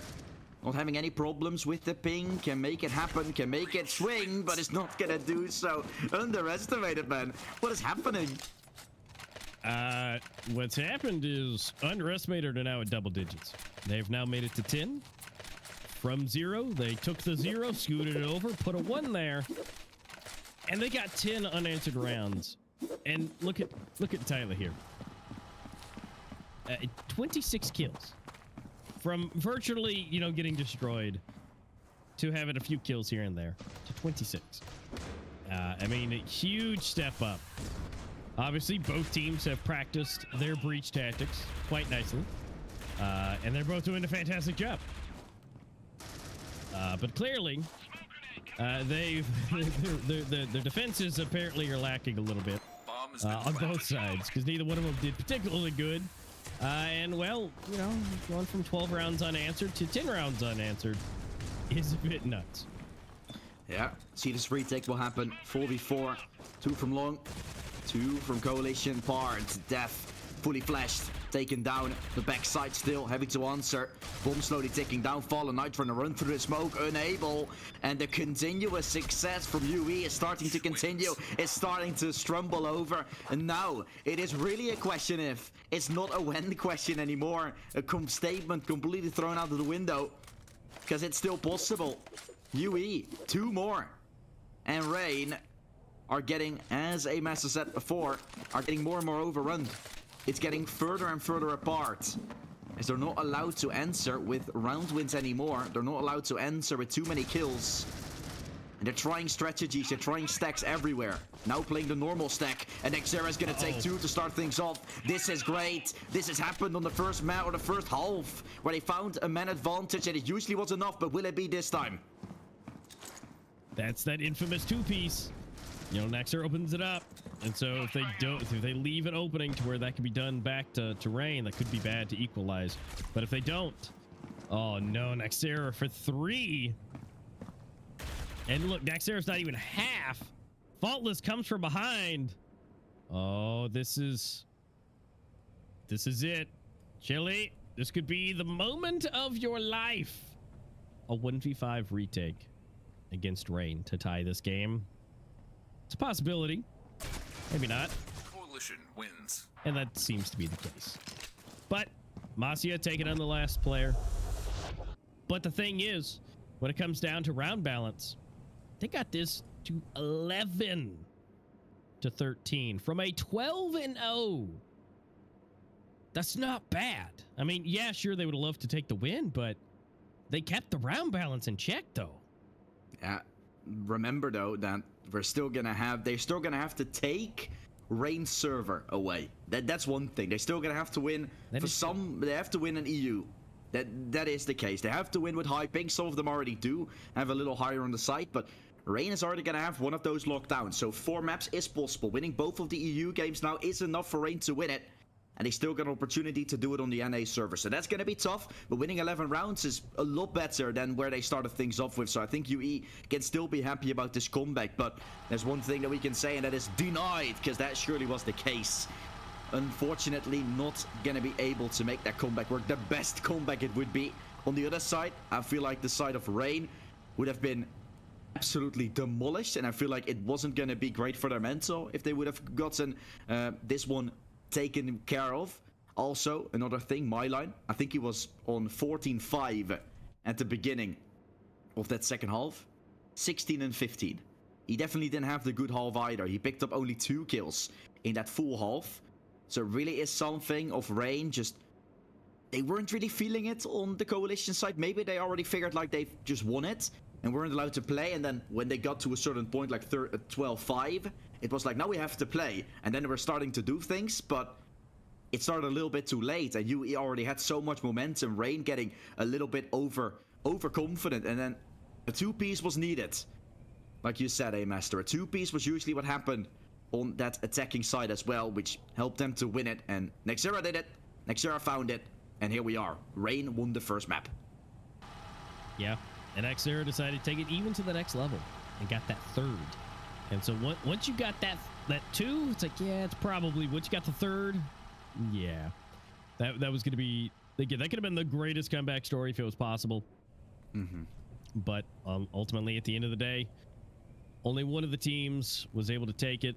And again, not a matter of if, but when. And that just so happened to be a bit later down the line than we might have expected, you know, switching into a 12-0. But, you know, here we are. And now Rain gets a solid 1 on their board. So now they're able to, you know, say, hey, we got 1. And so that's going to be great for them to be able to do that, to start it off. That's definitely a good thing that they needed to have happen. And underestimated again. This might have been a loss, but I mean, you got to give them a pat on their back because they did an absolute phenomenal job making sure that it was not a 13-0 or 13-1 or anything close to that, going all the way up to 11. I mean, that is commendable. I really hope that they feel good about it. And now, of course, that this first map is going to be done UE. Having some things to figure out that they will have the case for it on the next map or village, obviously. But before we do that, we have ourselves a lovely interview that I actually did today with Nexera coming up.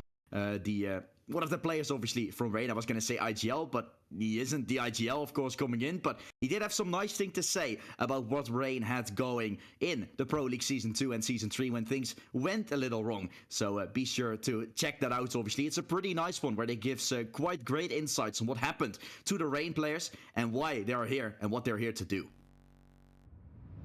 Hello, everyone, and welcome back to another interview. Now, Nexera has joined me from Rain. How are you doing, man? I'm good. How are you, bro? Yeah, I'm doing fantastic as well. Having ourselves a lovely interview once more. I mean, you guys are now in the semi-finals, right, of the World Championship here. How does it feel to be here? Honestly, it feels amazing because after a big lose in Pro League 2 and Pro League Season 3, it made it like sad. But now when I see us in top and semi-finals, it makes me amazing and feels amazing, of course. So yeah. Okay. I mean, from Pro League Season 2 and Season 3, as you said, it was a little bit of a fall-off, but you guys have obviously had a very big run now going into this Pro League, or into the World Championship, I would have to say. What have you guys really been adjusting in that period, right? Because you know it's been going a little bit south, and now you're once again going up in the rise. What has been the main reason for this improvement? Main reason is practice, of course, because when we won Pro League Season 1, we were like, okay, we are the best. We shouldn't play at all. We are doing good. But after this, like when we lose, we got slapped in our face now, and that makes us to keep practicing, keep the team active. That's how we doing better step by step. Yeah, I mean, it's great. I mean, you see that a lot, right? Teams like, okay, now we're the number 1, but what is there to improve now? We are the best, and then you obviously gotta keep on doing so. So it really is great. And I mean, what do you feel like is the main thing that your team possesses? What you believe is your main strength? Main strength is, I think it's Husha. As you know, he was in Old Argen. He was captain, and he stopped playing, but now he making us play, he making us go in maps, making strats, making active, and that's why when we keep playing and keep trusting each other, that makes us to lead the game, and that's how we win. That's how we make our team way better. Okay, so he's now more of a coach. Have you guys gotten a coach now? It really helps you guys, you feel like? Yeah. He's our coach and captain at the same time. Okay. He's IGLing for us in map as well. So Faultless can focus his gameplay so much better. Because when he doesn't IGL, he's playing better, way better, and focusing his game. So of course that makes us to lead. Yeah. Faultless even overshadowing my line at some point, right? You guys really start to step up. So you feel like the individuals for everybody have gotten a whole lot better just by like spreading out it into having a coach doing it on the sidelines for you guys, and you just focusing on the game in particular. Yeah, exactly. Everyone can show himself so much better, and because he knows how we play, how game style we have. That's how he's making the team, making strats for every of us. So yeah. Okay. I mean, you guys are pretty known to play like the I would say more standard maps, right? Going into the newer maps, you sometimes are a little bit more struggling. You guys are really sticking back to the old things, but you guys are very good at those. Is that thing you guys are going to keep? You guys are going to keep improving on the maps like canals and porches, continuing to be the best on those? Honestly, that's map pool is not good for us because our main map was grounded on Plaza, but on this map pool we don't have grounded on grounded and Plaza. That's why we have to try new things on Village, Castello. We try new things, but yeah, maybe on Soar or Canals we playing our old style. Yeah. Because we know how to win there. We know how to play as a team there. Yeah, I mean, it's been great seeing that, of course. And your next match, going up against UE, it's going to be a pretty tough opponent as they've already beaten some good teams and always as the underdog role, right? They're probably going into the underdog that role this time as well. But, I mean, you guys, they've been underestimated a few times and they're called to underestimate. Will you guys do that the same? Or how will you go into that game so you're not going to underestimate them? Yeah, of course, we're not going to underestimate them. We saw how good they are, how good they can be. But as you said, we beat them before it. And we know how to beat them, how to counter them. We made our strats, we made our gameplay like this for them. So everything for them. And we made our gameplay against them. We made new things. We made strats to counter them, and I can't say much more because we're gonna play them. Yeah. I don't wanna snake my team. No, but you guys are definitely going to be prepared going into underestimate. Yeah, I totally exactly. believe that, right? If you've already beaten them before, you guys kind of know how you should do so. They're kind of popping out of nowhere, so other teams might not have been aware. But of course, there's kind of only one question left for me to ask, and that is, this World Championship, as I said, it's just been a brawl. You guys have already explained why you feel like it's been going better, this World Championship, because you have prepared. Will Rain win the back-to-back World Championship? Come on, just straightforward. Yes or no? Yeah, I hope so. We will win. Okay. I trust my team. It's not going to be a back-to-back for me, but it's going to be back-to-back for RGN. I want to feel that thing as well. I want to be champion as well, yeah. Yeah. I mean, best of luck for it, bro. I hope you guys are going to be able to do so, of course, like I wish to everybody, guys. I'm doing a lot of interviews, always saying it, but look forward to seeing you guys inside of the game as well, actually, tonight against Underestimate at the time of recording. Xera, thank you so much for the interview. Thank you, bro.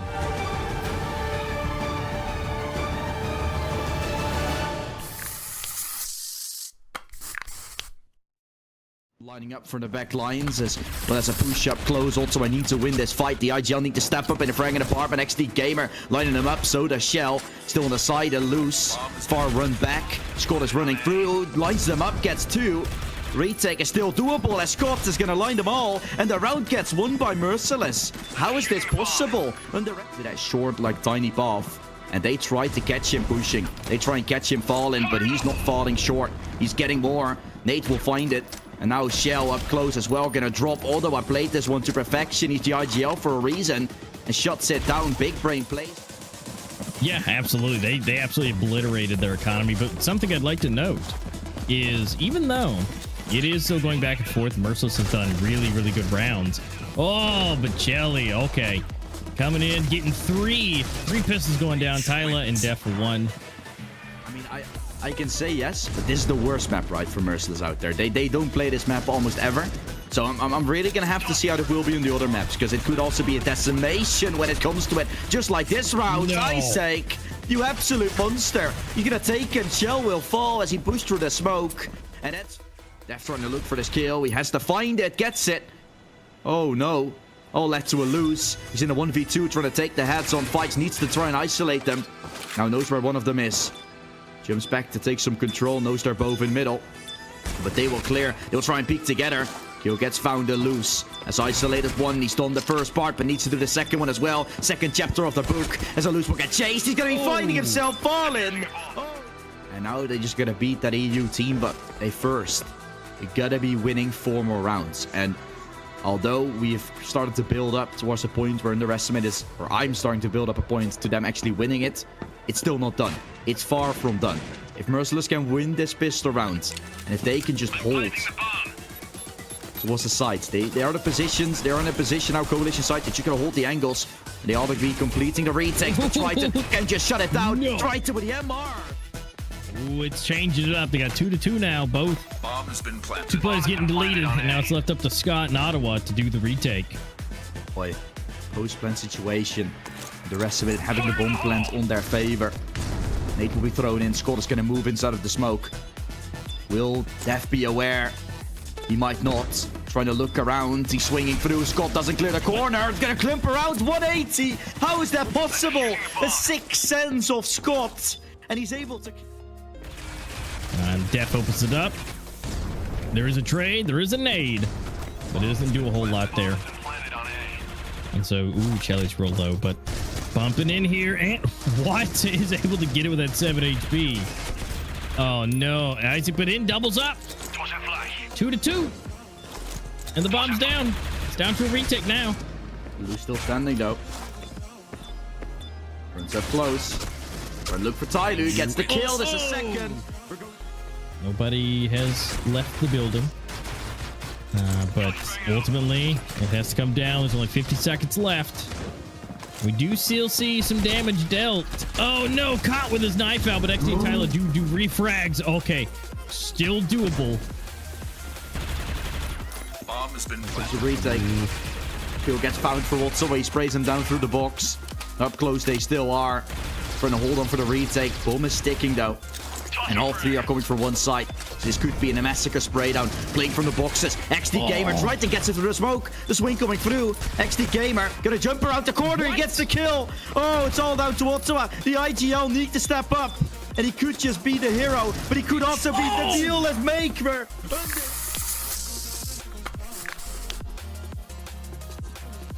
Metal. And I said it before, right? Maybe the fragging department, he's been lacking as of recently, not been the metal anymore. But once you see these strategies, once you see these calls for him to stay cool, calm, and collected, take middle very diligently, now go towards the A side, plant a bomb. Team G9 having to run all across the map just to avoid this round from being lost. It's such insanity the way Metal calls this. Yeah, look how cool he positioned himself with that scope AR here in the back, Metal right on top of the site, ready to defend it. And you got Rafa over here now watching potential backstab coming in through cardio. It's gonna be a difficult retake for Team G9 to pick up here. Close.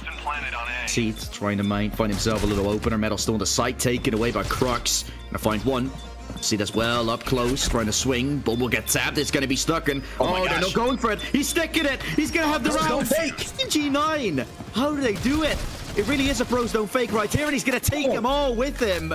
He gets too many frags because he's not the one going for engagement. He's just watching for a flank. Evil Vision. They go towards that banana position there, is trying to watch towards the B side. And then Metal is the one just holding behind for a single push. No one pushes from Team G9, so Metal isn't really allowed to get any kills. But he's the one like offering himself up for the team, just to play in those positions. And that's probably why his KD has been a little bit falling behind. But at the same time, now there's 50 seconds left. They're going to maneuver their way up, and Metal has to start fragging. Starts to move up mid, now maneuvers back. And there will be a B push around the corner. Still Yuria. He's going to have to go huge up close. Adul also joining. They're swinging. Yuria allowed to get 2, make it 3. Shuts them down. Cool's there for the refrag, but way too late to win the round unless he's allowed to go absolutely huge. Not going to do more than 2. It's all left to Metal. He's going to have to pick up this 1v3, and he's going to have to deal with Farah Aisha up close. Whatever you want to call him, he's right the smoke. No swing, just waiting for it to pop. 15 seconds left. Isha gets him. They're always going to have economy troubles every now and then. And this round in particular, a few of them buying, a few of them not. This is not the best economy decisions they're making right here. I really don't like the way they're approaching this, but if they win the round, obviously, I mean, better to get it. And to obviously play by the rules. You're always going to play by the rules, but right now, I think that would have been the best idea. Isha to be taken away from behind, almost certainly falling. gonna do so. No entry taken just yet. Good control for Evil Vision, although now that they've taken middle, they're instantly leaving it. Not even leaving a single player there. Just watch. Just hold on to it. For now, Evil Vision having themselves a pretty good game. This isn't their own servers, so the fact that they're hanging on very tight in this game has so far been looking quite insane. Trying to run up towards the site, running up towards B. Uriah's there, but being taken away with the XT in his hand. Crux is on the side trying to refrag, allowed to get 4 kills. Okay, Crux, make it an ace. Will he do it? Yes, he will. Takes him down. Crux is the master of the... 2 players alive. This is still winnable here for Crux, but it's not going to happen. Metal grabs a headshot on him, and it's 5-2 quickly in round number 7. Yep, 5-2 has been found. Evil Vision, yeah. I mean, the reason I think why the smoke is like that, I mean, it is a bug. I don't know if you want to fix it, though, because it's pretty cool when you're inside the smoke, then we're allowed to see what they're not supposed to see, right? We're seeing where the players are going to, but at the same time, it's so incredibly confusing. Like, is he still in the smoke? Was he still supposed to see someone?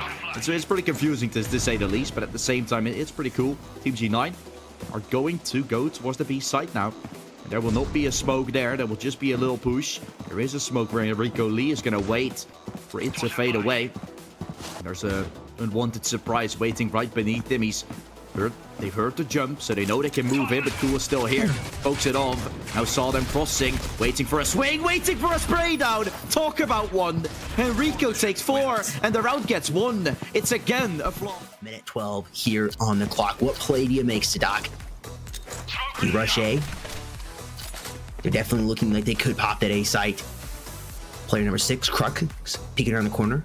He's going to have a little bit of an altercation here. I thought Metal was going to continue, but he slows down. Bomb is about to enter. Utility going in. It's about to come in through crates. 50 seconds here. This is big. Who gets the first opening pick?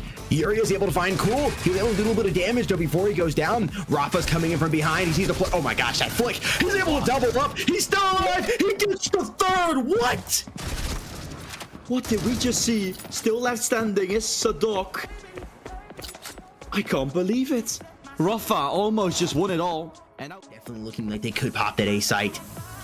Player number 6, Crux, peeking around the corner. He's going to have a little bit of an altercation here. I thought Metal was going to continue, but he slows down. Bomb is about to enter. Utility going in. It's about to come in through crates. 50 seconds here. This is big. Who gets the first opening pick? Yuri is able to find Cool. He was able to do a little bit of damage though before he goes down. Rafa's coming in from behind. He sees the play. Oh my gosh, that flick. He's able to double up. He's still alive. He gets the 3rd. What? what did we just see? Still left standing is Sadok. I can't believe it. Rafa almost just won it all. And now it's all to the IGL.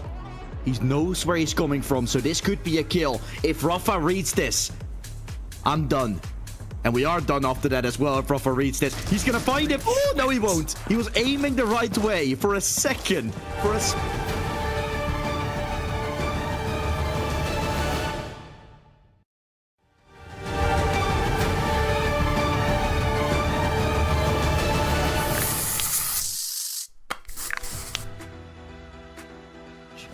And now Zion is still, in here. He's low, but he's still here. And Vorshix 1, 2, and 3. Triple for Vorshix on round number 2 to clean it up for the round. Too well for him, but we'll have to see what they can do. If they can get the jump on him, that'd be great. But currently right now, it is a full stack of pretty much everything for the side of Violet and GG. They have pretty much everything they possibly want. Death with a triple on him. 4, almost 5. And I think he spotted one on the crosshair, going for a frag to try and soften him up. But it's going to do no damage. He's popping the M4 shots now, trying to get them as they cross. He manages to find one. And a lot of players have just been dropped off site, but Def, with the flank, has actually taken down Noxic from the cliff. And Triton with a nice headshot from the revolver. And he's forced these players into the back with that flash. And Def is going for the swing, and he's going to find both. How do you win that round? They're on an eco, and they just turn it around. What a fantastic round. Oh my goodness, Def being the MVP there. That flash was perfect. It's very nice for playing exits. This angle is nasty from Noxic. If he actually finds anyone through this angle, I'm going to be a happy person. I want him to get 1 kill, but it looks like everyone is running away now. Oh, he actually does get one. He gets a headshot as he tries to climb up the box, dude. Dude, take your notes, guys, if you're watching. That is actually a very interesting angle. I've never seen that before. Coalition spawn on this map is very nice for playing exits. This angle is nasty from Noxic. If he actually finds anyone through this angle, I'm gonna be a happy person. I want him to get one kill, but it looks like everyone is running away now. Oh, he actually does get one. He gets a headshot as he tries to climb up the box, dude. Dude, take your notes, guys, if you're watching. That is actually a very interesting angle. I've never seen that before. Is just rocking a deagle in hand, and look at Explain. He's so fast. He's already gonna backstab the Symbol player immediately. They have no idea he's here, but he doesn't get the kill. How does Explain not find that? Triton with the flick is gonna get the headshot. And Donnelly on site, able to find a kill, and he gets a second on XD with the flick headshot. It's down to a 3-on-2. Donnelly gets a headshot on Bossy as well. Someone needs to stop this man. Triton is now the last one standing, but he jumps around the corner. What is Donnelly doing this round? He just... Ooh, distraction. Okay, Bossy gets 1, 2. Explain gets another. Explain gets another. It's down to Bossy to make this happen in a reload. Doesn't know which side to go for. Left, right, and Explain. No util to help them with this, and Donnelly has a smoke in hand right now. XE trying to find a kill with the spam through the box there, but he can't. And Donnelly is gonna chuck a smoke towards the Coalition spawn. XZ popping the reload. Boss is gonna find a kill. It's down to a 2-on-2. These players are coming in. HP does favor UE here, but Violent GG also have the advantage of having the bomb planted. And Vortex playing by the side. XZ's gonna spot one out. Vortex gets the first kill. Bossy going for the swing, and he's gonna get the headshot. Underestimated. So now bomb is planted. Retake is coming in. Punching into the air. Oh my Followed from the goodness. sky. Fallen Knight able to get 2, maybe 3. He sees him. He's going for the spray. Myland punches in. He gets taken down by Ottawa. Trying to get the spray in. Fallen Knight goes down, and it's all defaultless in a 1v2, and he gets 1 and 2. What? It's the flick, dude. What a clean shot. Dude, I think they don't anticipate it. They're not holding it right now. Yeah, Scott's gonna get taken down. It's all up to Vape in the corner. Myland has spotted him out, and he's able to get the kill. Rain pulling off another round. And, well, they've only got Masia really over there looking with Faultless. And so they might be able to. And then, see, there's that hero rifle running in. Now Faultless has got to keep it. That rifle out of the hands of him. And he Oh my does. goodness. Double kill just after 1. Making it 3.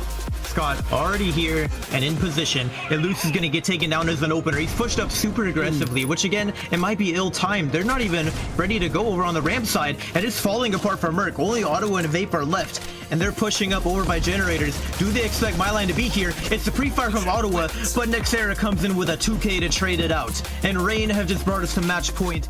And do they know at this point? We have 20 seconds on the clock. It comes down to the wire here. Masia is going to take down Scott. He's going to spot another player. Gets a second kill on Eluse. The smoke out on site. But I think it's almost over. We're down to a 5-on-2. But Ottawa gets a 2K on site. He's sticking the bomb plan. No, he actually gets off the plan. He's in a 1-on-3. Only 5 seconds. But it's Masia.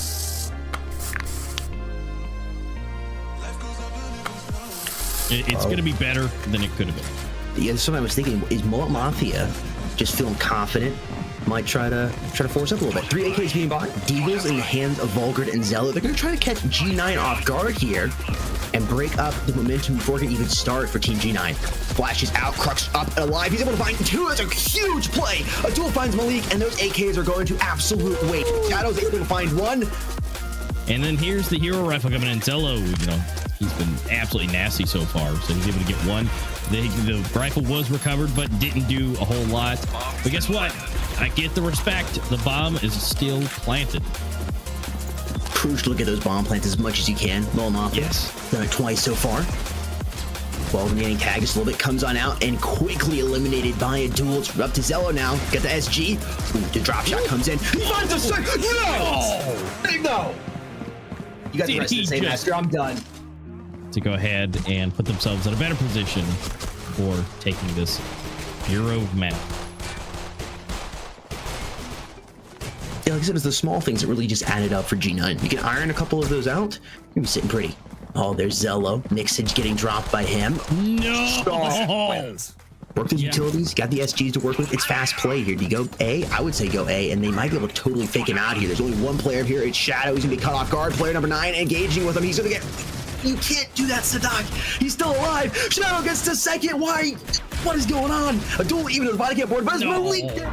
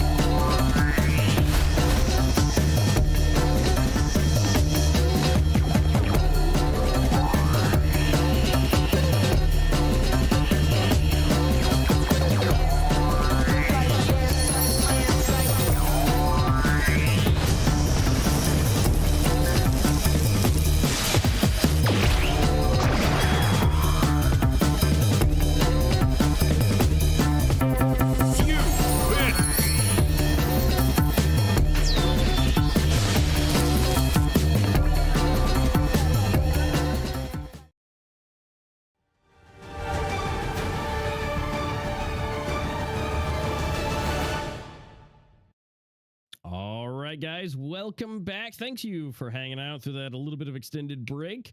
We're back with some more World's Championship 2023 finalist deciding matches. We're going through Rain versus Underestimated. We just got done seeing an absolute amazing game. We thought it was going to be over like instantaneously. 12-0 from Rain.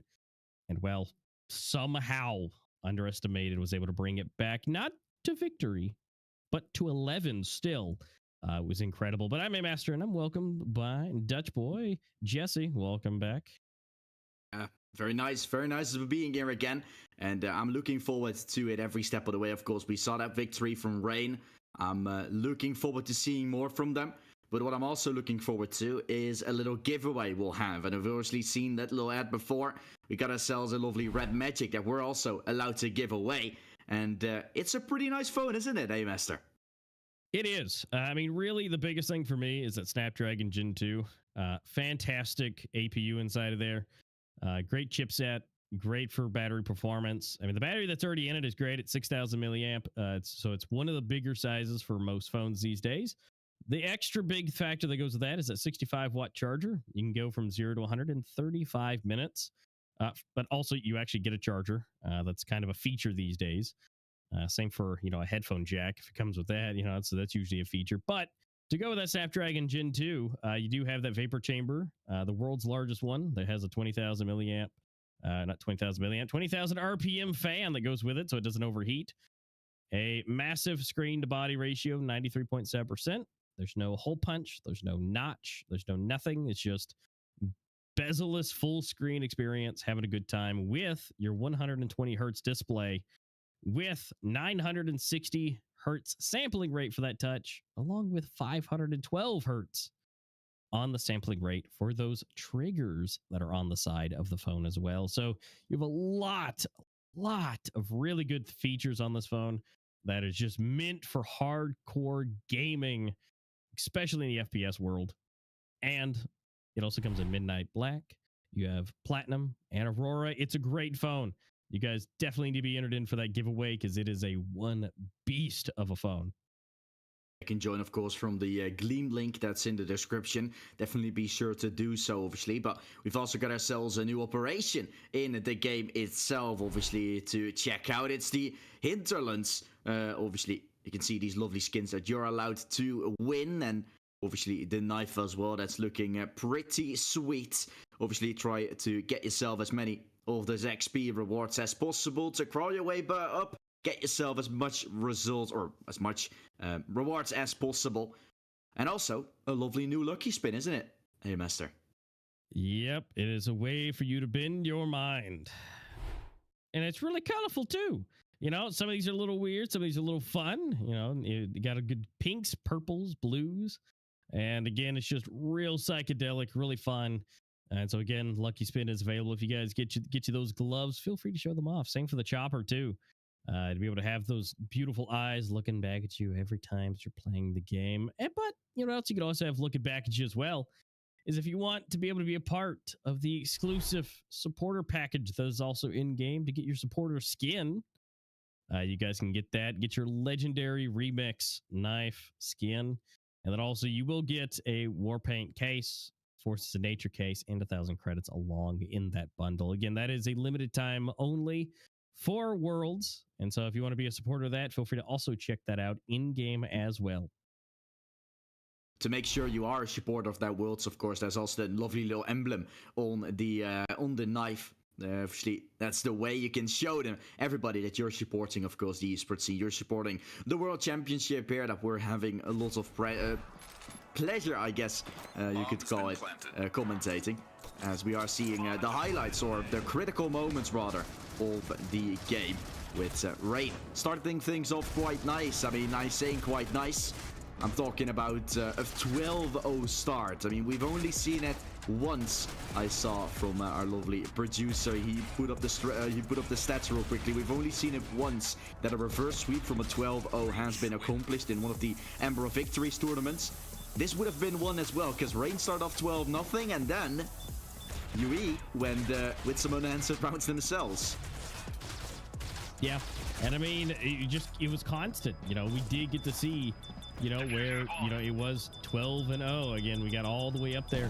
And Underestimated did good. We just, that critical moment that just happened, where, you know, it's like they finally got all the kills.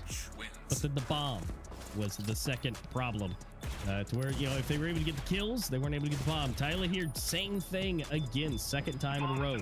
Gets all the kills, but not able to secure the defuse. And so it probably could have been an underestimated game if those two very particular rounds were diffused and not lost. I mean, that could have been just barely enough to push it over the line, which would have been amazing.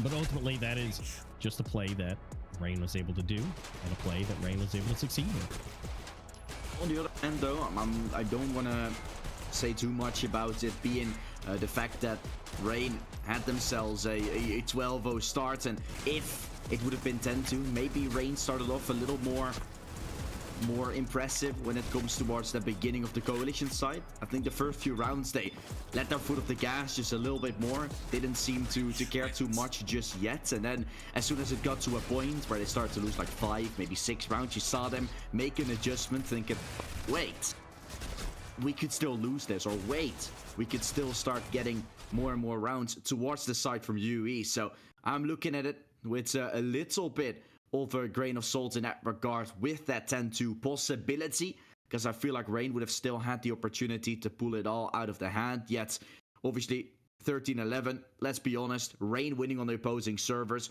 no matter what way you put it, no matter what way you're looking at it, with 11 rounds in a row being taken by UE, all of a sudden it's still Rain looking the best when it comes to the potential when we started off this series.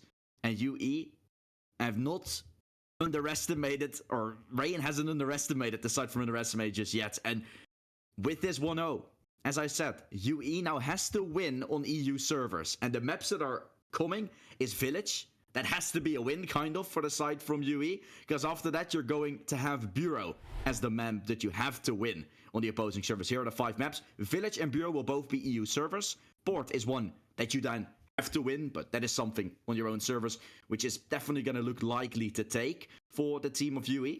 You got to do it on Village and Bureau, and on Bureau don't see it too likely to happen. On Village, maybe, but that's coming now. That's the side now to prove, and you got to do it right here, right now. Yeah, and I agree with that. You know, Village, you know, it's going to be easier potentially for them, but Port is going to be a bit rough. You know, again, now obviously they can surprise us at any time. You know, we have our predictions, we have our thoughts, but you know, if they want to surprise us, cool. But you know, realistically, you know, Bureau is going to be, you know, a rough time to work with. And I mean, really, again, as we go on, it's going to get rougher, because Canals is going to be rough. Now, again, as they were able to do 13-11, you know, that at least Canals is going to look a bit better now, because, you know, the round balance is definitely a little bit better in their favor as of this point, even though they did lose. But again, these early rounds are so important. These early games are so important for Underestimated, because again, the longer it goes, the better it looks for Rain, because these are their better maps. Yeah, it's gonna be rough. It really is. Yui, this particular next map of Village, as you saw the interview from Nick Zero, for the people that have, he said, we're gonna go more into a Village or Castella. We'll have to do so, as we want to go to that full best of 7. But will they have that? Will they figure it out? Have they figured things out on Village? Let's stop the japping. Let's go to some stabbing.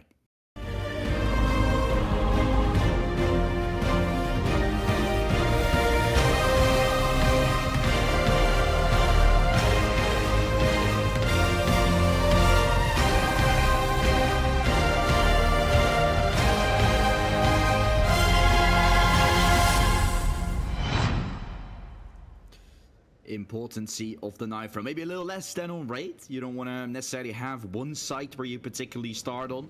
You can still choose, and that's pretty fun. So you will make it all come to fruition with Rain versus Yui here in the knife round of Village. Yep, they've sharpened their knives. They've got them ready. Let's see who has the sharpest tools in the shed. Let's see who can get this to happen. Rain has already gotten 2, but Yui gets 2. But Rain gets 3 in a row. So Rain, yet again, wins the knife and gets the choice to decide what side they want to start on. And again, you know, whatever side that'll be, you know, will be important for them. Maybe less is important this time around just because, you know, servers, but, you know, either way, you know, advantage is an advantage, or at least comfort may also help as well, you know, for you to be in the most comfortable position.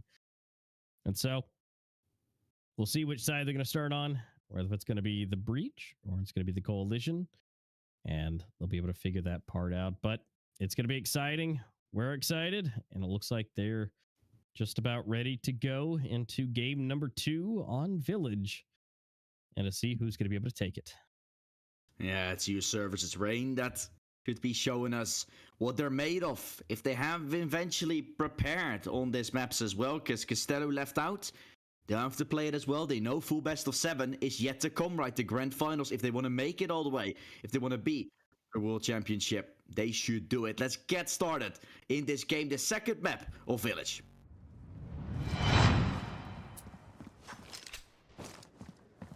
Well, again, this is going to be so important for Underestimated. I mean, the fact that they almost took Raid, huge deal. Would have been better for them to do it in the first map and then roll it into this one. But again, every map is still that they are able to play is still an opportunity. And so hopefully they can make that happen here and now. Getting that reset in, we're going to be seeing that first pistol round. And it's going to be so important for Underestimated to grab this. Rain, Coalition sight, Underestimated on the Breach. Let's see who's going to take it. It will be a fast B play. Rain sticking to underpass position themselves. The only one here is my line, and usually we have seen an A stack, but then not a single person on B. Now with that intel taken, Rain knows they can speed up, go all the way towards Banana. No fool. Breach spot is clear. The rest of me is only watching it with 1.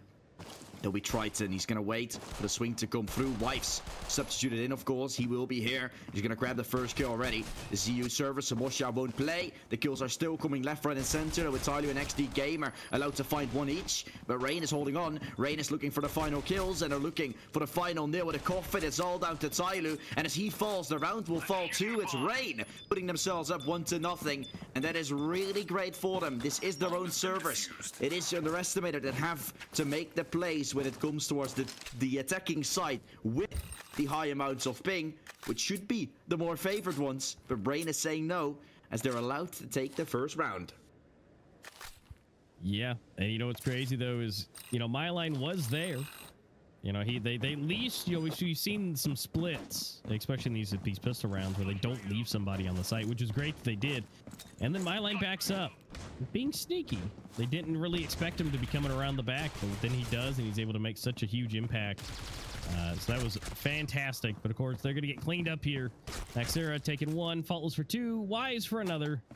And now it's all up to Triton to maybe, definitely not get 1. Fall Knight's going to go ahead and take him out. But again, quick secondary round. You know, pistols are not the best against rifles. Wives again coming in. Mossy leaving the building. Again, being on EU server since He's currently out of the country. And then the best place for him to be would be when we hit the NA servers. We'll see some flip-flopping coming in. But now it's full rifles. It's round 3. Now it's really time to see what Underestimated have for the A site. Yep, gonna take it under control right there and then. Wise running back, Fallen Knight. Up close on the air, Faultless getting himself the opener. Beautifully done, obviously, as the bomb will go down. Retake needed, XD Gamer. Striking down Faultless. Can it all still be in tight as the rundown coming through. Myline sneaking up to XD Gamer, taking him away. Retake still possible from long also. Nexera starts coming in, still on the side. Underestimated allowed to find some success. Yet they're being smoked off here, A-Master. It's hard to go for this retake. Yeah, they did good. They've blown off. They've cut him off. And really, especially that backstab area, that was definitely really good to use for the smokes. But apparently it doesn't matter. Because now that once that's starting to disappear, they come in, take all the kills, and have enough time to get the bomb defused. So even, you know, kind of best case scenario, it still didn't work. And Rain is looking like they want to do it again. It's 3-0. I know it's a bit early to say that, but, you know, it's 3-0. No, I mean, when you're seeing that particular round, you're kind of thinking about what does UE need to do to win a round. They're in prime position. A 3-on-3, they get a post plant. They smoke off every angle. Rain is not allowed to get things going or get into a certain site. What do you have to do to win a round then in particular? I'm starting to become a little confused. Starting to become very grim on my face because Rain is absolutely mind-blowing us. Oh, and UE doesn't stand a chance. Nexera mows him down, 2 kills to his name. Rain able to hold. It's all left to XD Gamer, jumping through the smoke. Myline allowed to take it, and it's a 4-0 start for Rain. UE not allowed to get a single thing going just yet. Maybe history might repeat itself with a tell 12-0. I'm not too sure, but it's very early to tell. Yet we're starting to go to a position where Rain is once again going to be out of reach of UE. Yeah, I think Underestimated may need to start knocking on some wood because, you know, if Rain is wanting to repeat history of what we just saw, you know, moments ago in game number 1, they definitely want to make sure that they are having as much luck as possible. And well, Chelly was in a most unlucky position, getting sprayed through the smoke. They checked it, they assumed, and they assumed right. And so, potentially some extra damage coming in, a little bit with that nade. Tyler Def able to get one. Triton actually getting one as well. Fallen Knight only at 10 HP.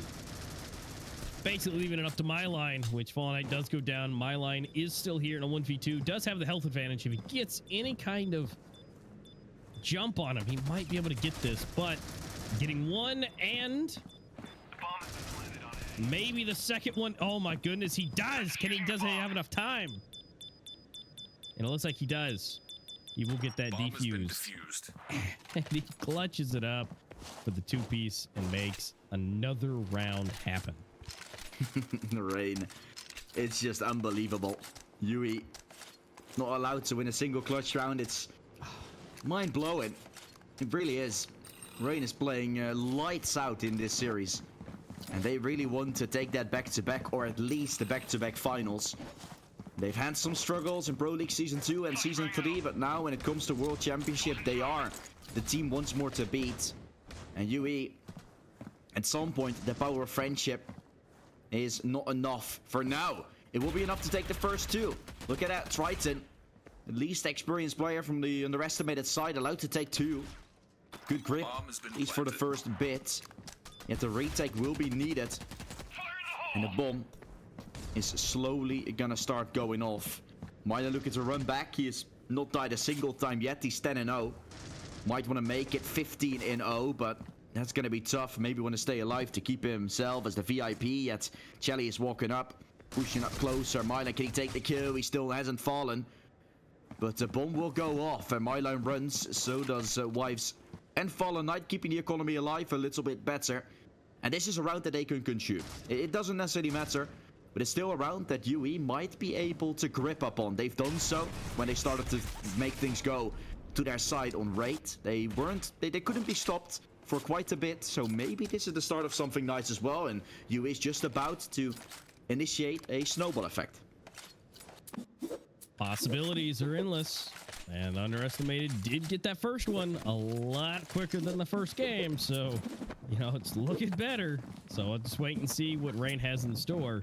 Looks like a full rush to B is on the table.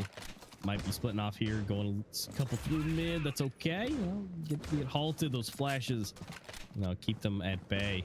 My line 8-1 as well. He can't see anything. Is able to push. Gets one. Of course, the trade comes in. We'll find out who gets the 2-piece for this round to open it up. XD Gamer getting his face blown off. Fallen Knight gets his 2-piece, make it a 3-piece. Leave it on to Chelly, and he gets the 4-piece. Dinner plate and all. Fallen Knight taking that round number 7 for himself and the team. That is very great stuff, Rain. Winning another, putting themselves up ahead. It's not the snowball effect master that gets initiated, no.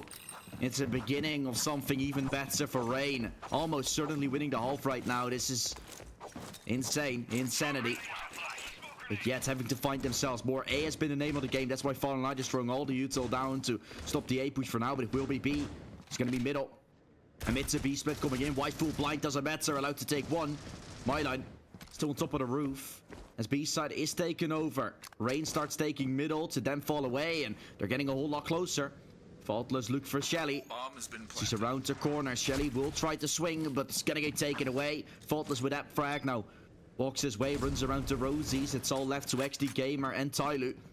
Still allowed to chip up the flank, but also having to deal with middle. Not gonna be the case. My line taking him away, just Tyloo remaining. Tyloo having to find a 1v3. Chipping him off is all he needs to do. But it's easier said than done. RGN or Rain, whatever you want to call him. 7-1. CT site, and they still have a breach site coming, A-Master, which they have a coach for. And that coach, previously, we saw it on Raid, we saw it in the interview for next year. It's really having a great impact on Rain. They're looking good with their new strategies, and this is going to be very tough for Underestimate. Yeah, and, you know, we thought Rain was, you know, the world champions. They were doing great. And the fact they found a way to optimize that play even more by allowing Faultless to do more of what he does, which is take faces. But apparently that's not needed because Fallen Knight is there to do the same. But we do get the refresh coming in from XD, Def, and Triton, actually able to get 3. But Myline does a trade back and forth, and now in a position of 2 versus 1 for Underestimated, in a better position. But Wives does have the jump, it seems. Depends if he gets caught off guard here. In the reload, Wives is actually able to be taken down by XD. Was able to use the last couple bullets he had in his mag. All right, it's looking a little bit better. You know, maybe not downhill snowball rolling, but you know, you got to pick it up sometimes. You know, sometimes you get like a square snowball, right? You know, then you got to round it out a little bit more. And so, you know, it's not one of those perfect out the gate type of things, but you know, they're working on it, and they're definitely doing a lot better and a lot faster. So Underestimated is learning. And they win more.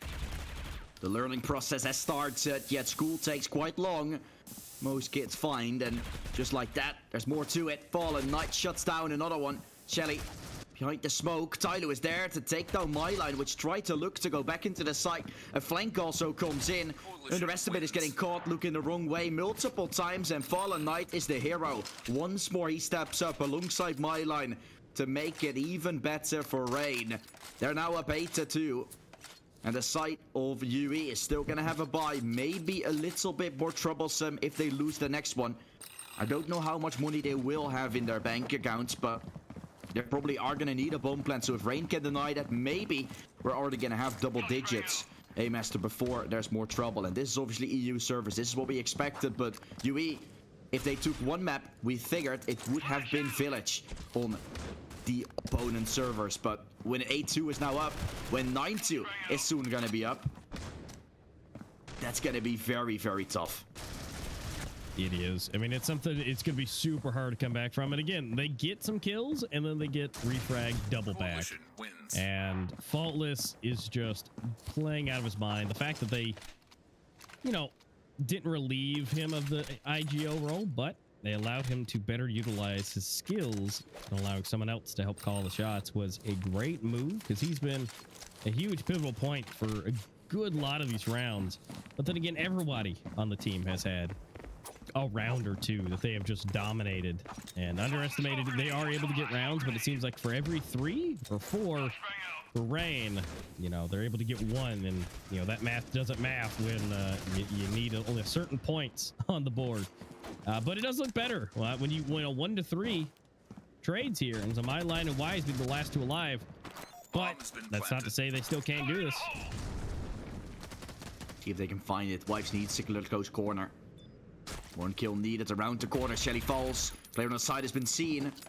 That's going to be tough. It's going to be XD Gamer that has to hold. He falls. Def with the trade. Comes in from middle. Mylan seeing him. Mylan looking for the final piece. He runs in, but Mylan holds it down. And it's double digits for Rain. Wow. They're ending the half off with 10. And they're just 3 rounds away from taking their own server in such a convincing fashion. They still got the breach side to go for. Oh boy. Oh boy. Double digits before the flip. I mean, it's not as good as 12, but that's still pretty impressive. And so now that Rain only has to get essentially 3, they took the pistol already. If they take the pistol again, it's gonna force Underestimated to force up and try their hardest, because there is no room for mistakes if they lose this pistol round whatsoever.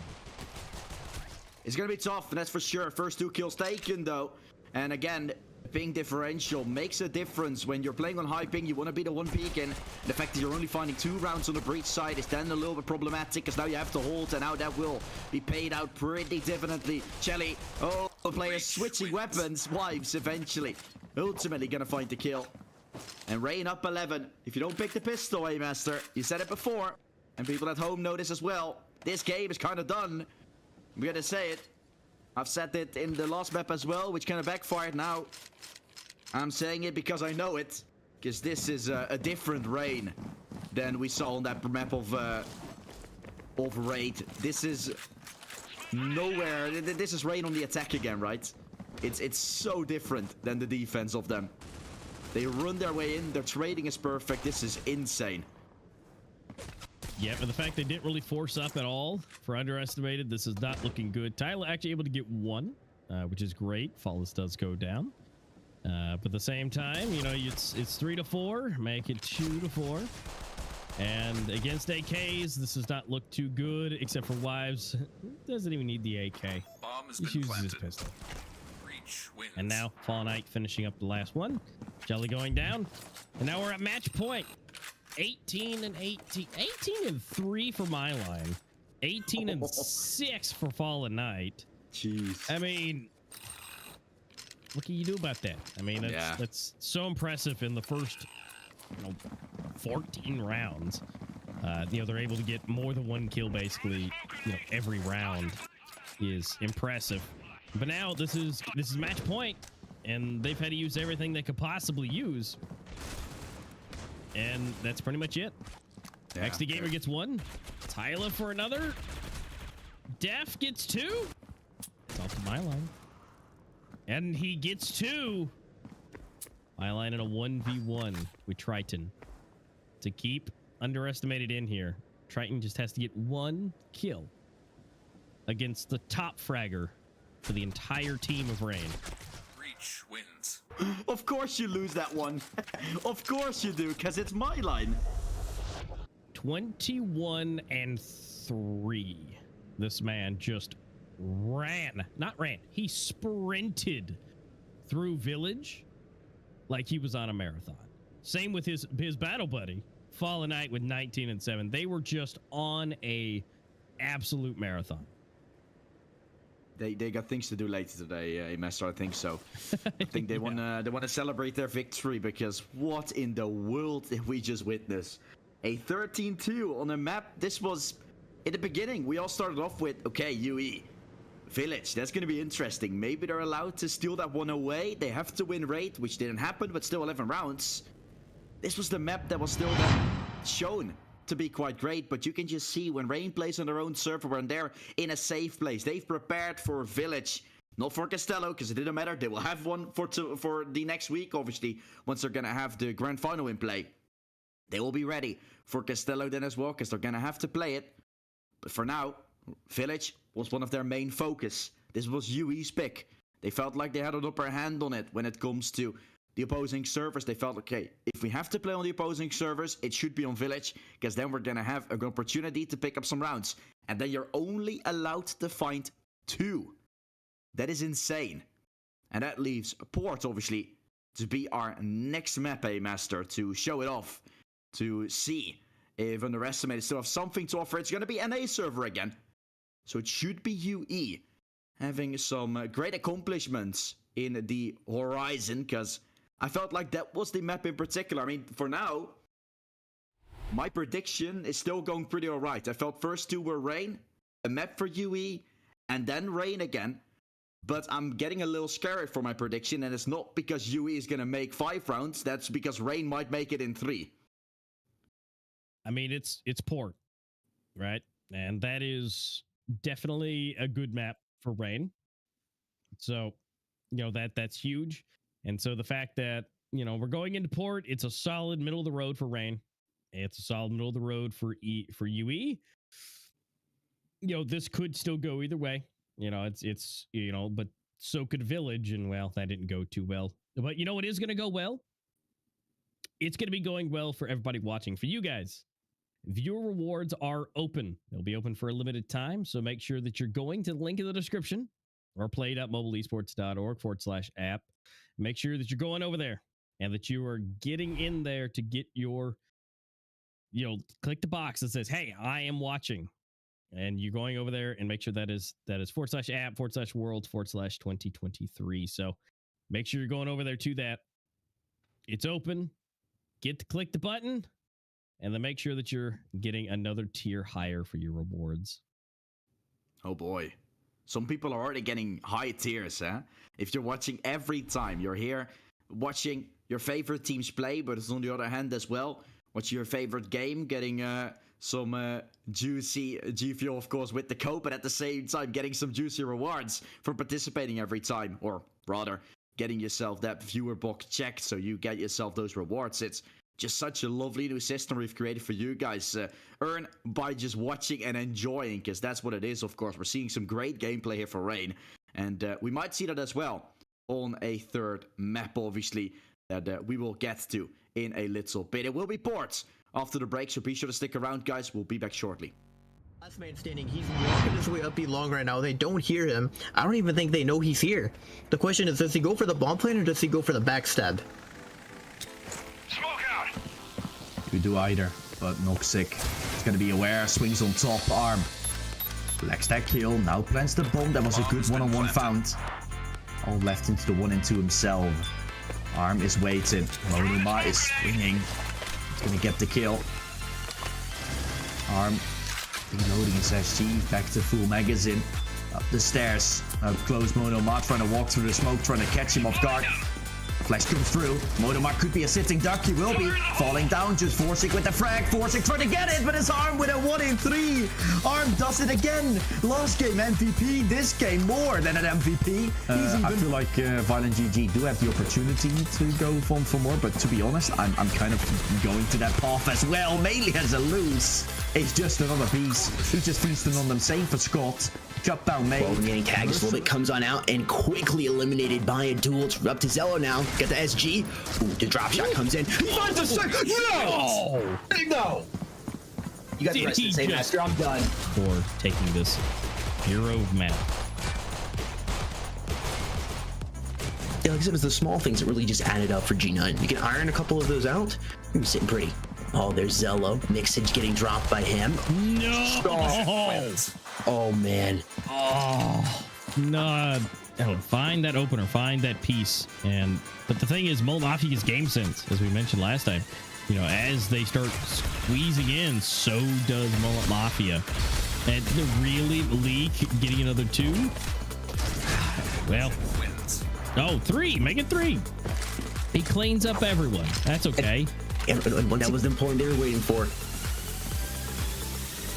Yep, they've got it blocked off, so now anyone in the back can't help. So anyone who's in will be there. That flash comes out. Man. Oh, no. Look at that timing. Oh, 2, 3. Ooh, is it going to be any more? Remify's coming in. It is going to be a fourth. Is this going to be an ace?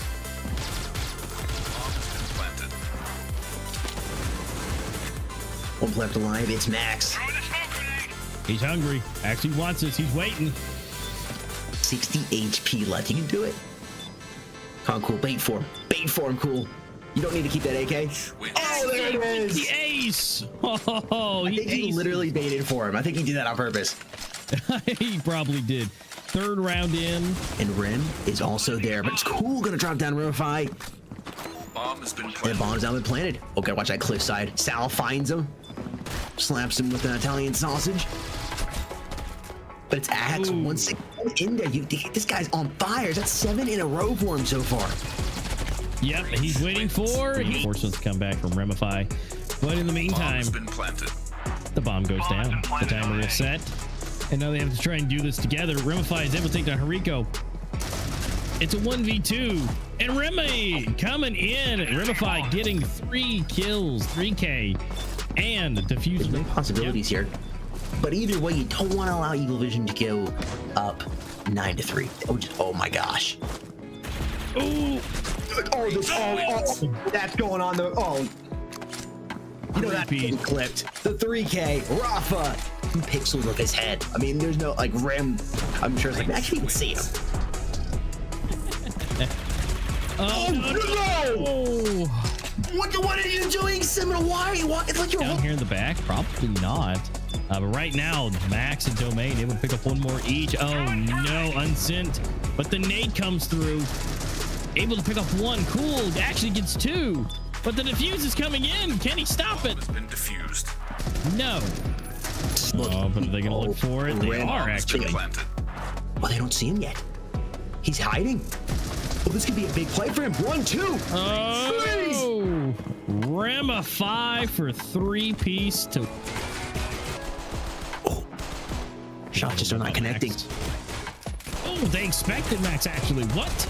All right, Remify does get 1, but not 1 more. We're just getting beat down here. Yeah, and I mean it's not a whole lot to be done. It's 3 versus 4, and I mean Cool is low, so there is a good chance of at least getting some damage there. But Cool is just barrel stuffing ready along with Roth. Oh my goodness.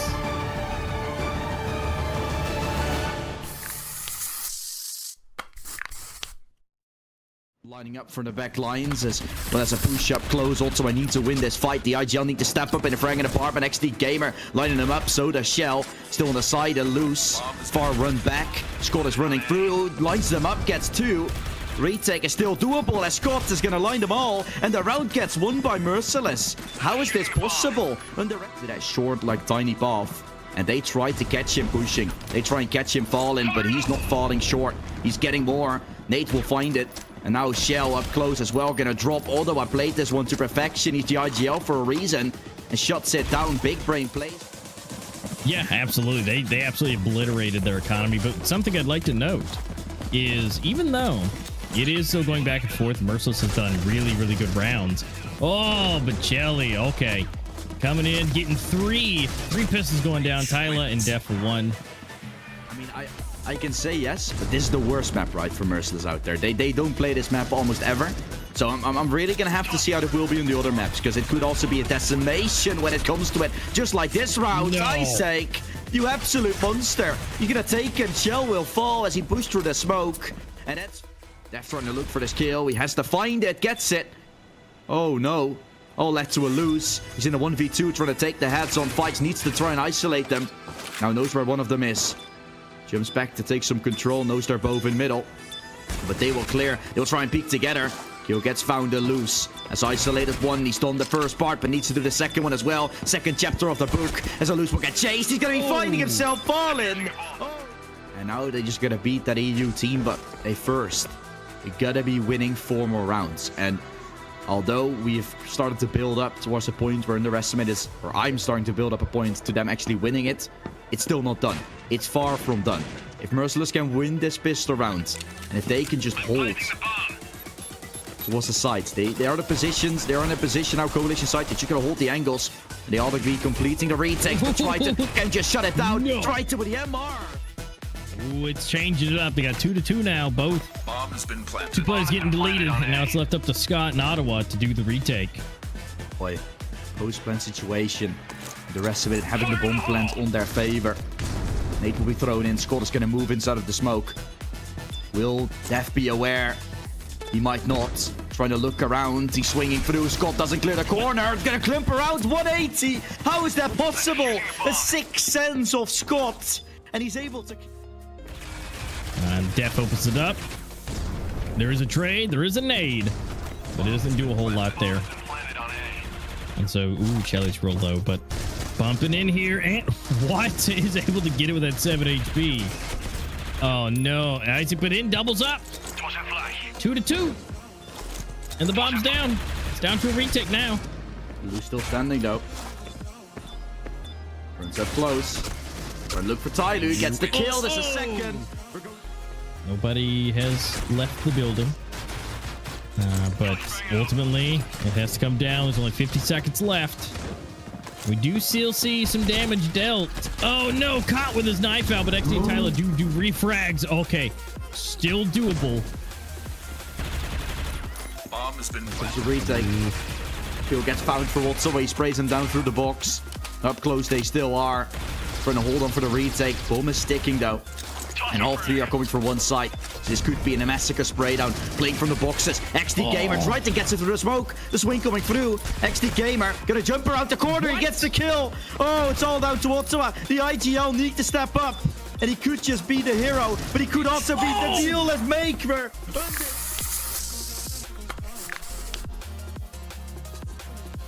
Medal. And I said it before, right? Maybe the fragging department, he's been lacking as of recently, not been the medal anymore. But once you see these strategies, once you see these calls for him to stay cool, calm, and collected, take middle very diligently, now go towards the A side, plant a bomb. Team G9 having to run all across the map just to avoid this round from being lost. It's such insanity the way Metal calls this. Yeah, look how cool he positioned himself with that scope AR here in the back, Metal right on top of the site, ready to defend it. And you got Rafa over here now watching potential backstab coming in through cardio. It's gonna be a difficult retake for Team G9 to pick up here. Close. Seed trying to find himself a little opener. Metal still on the side, taken away by Crux. Gonna find one. Seed as well, up close, trying to swing. Bomb will get tapped. It's gonna be stuck in. Oh, they're not going for it.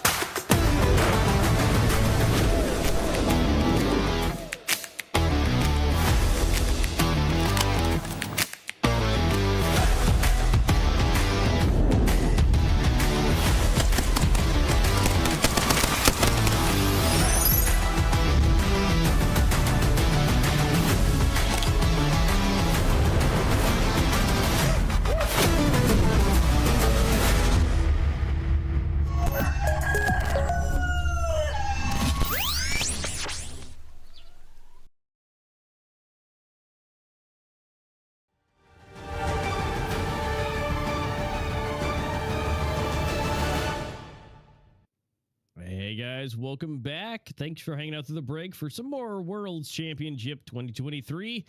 I'm of course A-Master and this is Jesse. We're back to see some more action, which we just got done seeing Village, which we thought was going to be an absolute stellar moment for Underestimated to come back, but not so much there, Jesse. Not so much.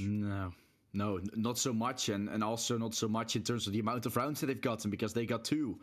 Which kind of means that the next 2 maps will have to be won by the side from UE. And basically Rain cannot get a certain amount of rounds. We'll calculate it if they win this one in particular, but it's going to be very hard, and they will have to take Bureau still, which is going to be, in my eyes, one of the hardest ones yet to come with EU servers coming in. First Sports, obviously, it will be their own server. It will be a chance for them to at least win something, but I feel like the way Rain has shown it, Raid has been a good map for both teams. Maybe even a little bit more to the side from UE, allowed to take 11 rounds only on the NA server. Now going into a map of Port, which also been so long in the pool, which I feel like is also pretty similar in the amount of time Rain had to prepare on the map of Port, for example, towards a map of Raid. I feel like we're probably gonna see similar things, and with a 13-2 in between, that's a hit. And can the power of friendship overcome this? It's all gonna be the question. But before we have that little talk, we obviously saw the little trailer from GameSir, and we also have something nice to tell to you guys about that lovely GameSir controller, don't we, Master? Yes, we do. This is the T4 Cyclone Pro from GameSir. I personally have owned multiple GameSir products, and I do claim and attest to GameSir's quality of products. This new controller is absolutely amazing. First off, it has Hall effect sticks, so no drifting or anything like that. It's going to last you a long time, and again, no stick drift. But they also have Hall effect analog triggers to go with that, and the analog is the big important thing. The fact that it is analog means that, you know, for racing games or you have that capacitive pull for the trigger, it is nice. You can tune those things. You do have the tactile, placements for the face buttons. You have the motors that are in there. Super nice. You have macro buttons on the back. If you want to customize those, you guys can use the GameSir app for even more customization for that. Same for the front button on the front. But the biggest point to me is that it is not only wired, it is with USB-C, it has a wireless dongle, and it works with Bluetooth. So you have 3 different ways that you can use it. You can mount your phone to it, and it works for just about anything, such as your PC, your Switch, iOS, Android, and just about anything else that you can get this thing to connect to, it should work with. It's pretty great, and of course, the viewer awards are still open as well, so be sure to check that out. But T4 Cyclone Pro, a very great control that you can win with the Gleam link that's in the description. Of course, you can also join, and we'll be giving away one, but you can also buy them, of course, through the site gamesir.hk. Also talking about the game, the in-game stuff that we have, gotten ourselves a new operation, of course, with some lovely new skins that you can earn by playing the game. The Hinterlands criticalops operation, with all the lovely skins that are now on your screen. Also, a lovely picture of the Village A site where these Breach players are going.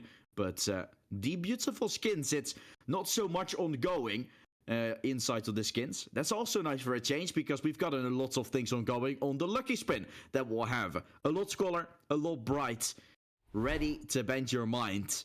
And the chopper and the knife combination, Master. There's a lot going on, but it looks very fancy. Yes, it does. It's beautiful. It's colorful. And again, it's all available for you to do in-game. Lucky Spin is available, and again, new operation. And again, if you are a supporter of Worlds, you love what we do here, and you also love some good knife skins, there's one available in the World Supporter Pack 2023. You get a legendary remix skin along with 2 cases, one Warpaint case and one Forces of Nature, plus 1,000 credits to go along with that. And again, all this will be in-game and available for you to add or purchase at any time, but it is limited, so make sure that you're checking those out quickly, because they won't last for long. No, that's great. And now that we have that things sorted out, of course, all the Chimera's out of the way, things that we wanted to say. The map recap, of course. It isn't a long one. I think it's about 2 minutes or something. In 2 minutes, a little bit more than that we're going to have on a gameplay, because, the game was pretty fast. Yeah, it didn't last very long. So I think this might be one of our fastest critical moment recaps. I mean, the pistol just starting out was an absolute juke. My line was there to get the information. He backed up, he waited, and then he snuck his way back and was able to be a pivotal point for that. And then it didn't stop. And when you thought Underestimated had like a perfect play, They smoked off the entire site. And Rain still busted up in there, took their faces off, and got the bomb defused. And that just seemed to be the trend, is no matter what was played, Underestimated just barely couldn't do anything. Yeah. Couldn't get it done. 1v1s being won, but Rain ultimately, right? I think it all started by, once again, the point where I've been talking about quite a bit, and it really is the truth. We've seen it last week as well coming through. Playing on opposing servers, ping, peekers advantage is a thing. It will continue to be a thing. I don't know what it is. We'll probably have to talk to like many ping experts about that. Would be fun to have an opportunity to speak one of those, or at least people that that know a lot more about this. But in particular, the way ping works, advantage is there with the ping. When you're peeking, you are obviously gonna be in the favor, and that's something that is definitely more known to be on the breach side. Underestimated started on the breach side, who could only get 2 rounds. A little rough when you're on 200 ping, and that should be your favorable side. Yeah, you know, you're favoring at that point, you're not able to make that happen. And I mean, just as they, you know, go for those peaks, they've got to use that to what they need to do. And you know, when you're making those peaks, you're doing the things, you know, your positional information, everybody's positional information has to be sent to the server. Things happen and it all gets calculated together to make what you get to see. Well, you know, whether if you're lagging, well, then, you know, your stuff goes to the server, but then at the same time, that still delay has to go back to the other players for that positional information to then display on their side. And so no matter what, if someone's lagging, it can be great or terrible, depending on how much the delay is and how you use it. If you're sitting in a corner, someone pops the corner, well, you're not going to see that for, you know, depends what you're ping. If it's 300 ping, well, that's 300 milliseconds that you're not going to see that person jump the corner. And that could be the difference between, you know, an entire magazine to, you know, you being on the floor. Yeah. Yeah, differences. And when you're peeking, that's obviously limited a little bit instead of waiting and having to deal with those 300 milliseconds. It's a very nice way of explaining. 2-0 start though for Rain. And we have seen a reverse sweep before. That was in the Pro League Season 3 of the EU circuit. We've never seen a reverse sweep in a best of 5 before. Now, it would be the second time happen, but it's going to be a reverse sweep that has to come through from UE. And that's going to be the hardest part. You're going to have to win Port. You're going to have to win Bureau. You're going to have to win Canals then as well. For now, the knife round is ready. Let's get some stabbing.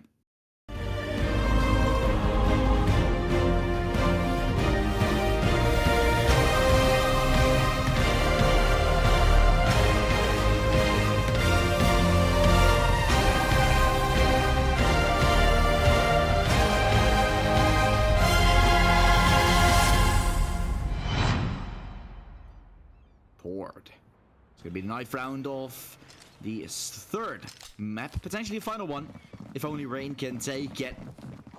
Don't know if it matters too much on what side you're starting on once more, right? I feel like this map is pretty 50-50 in terms of a coalition and breach side, but getting up on that favorite side of yours could be the name of the game. Let's see how it will be.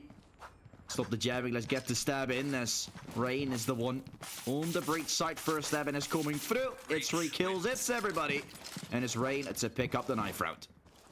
That's 3 for 3 for him. That is their 3rd win, and that is their 3rd choice that they get to make to find out what side they want to be on. Again, like I said, I feel like Port is a 50-50.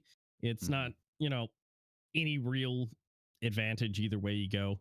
And so whichever side they get to choose is going to be great. And again, this could be the final potential map. I mean, if it's 3-0, which the last 2 times Underestimated has played Rain, it has been 2-0 both times. And, well, this would be just something to add to it, because technically, as of now, it is still a 3rd 2-0. So will this be another 0 to add on to the board? We'll find out as we go into our first round of game number 3.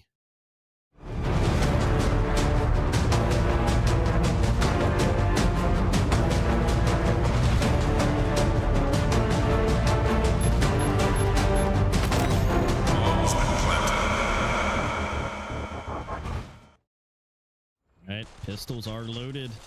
They're going to be reset momentarily. They're getting their last Coalition warm-ups wins. ready to get into that pistol round. Because again, this is only one more left. That's it. That's all we have left.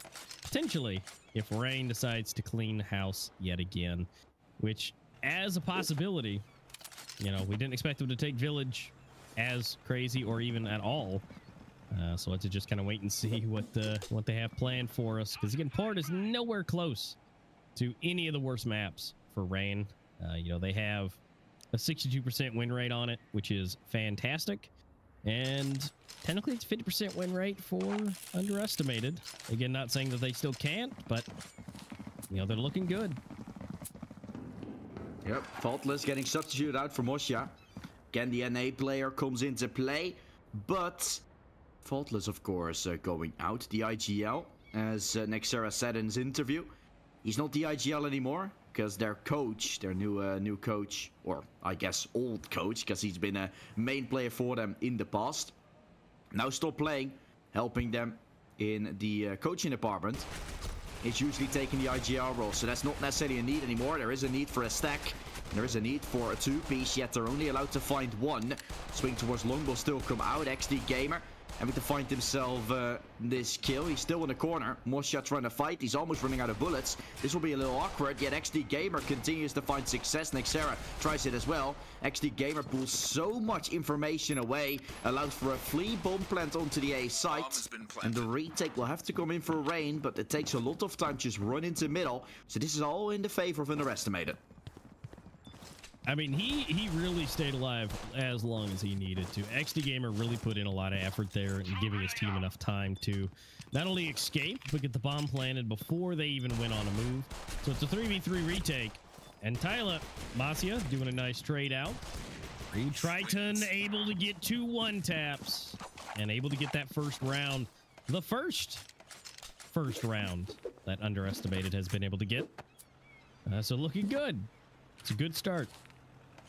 Yeah, this is the beginning of something pretty nice. Triton usually rocking a pretty good scoreline, yet this game unable to do so because Rain has just been demolishing them for the most part. All of them not really able to pull up too many frags because Rain took them down every step of the way.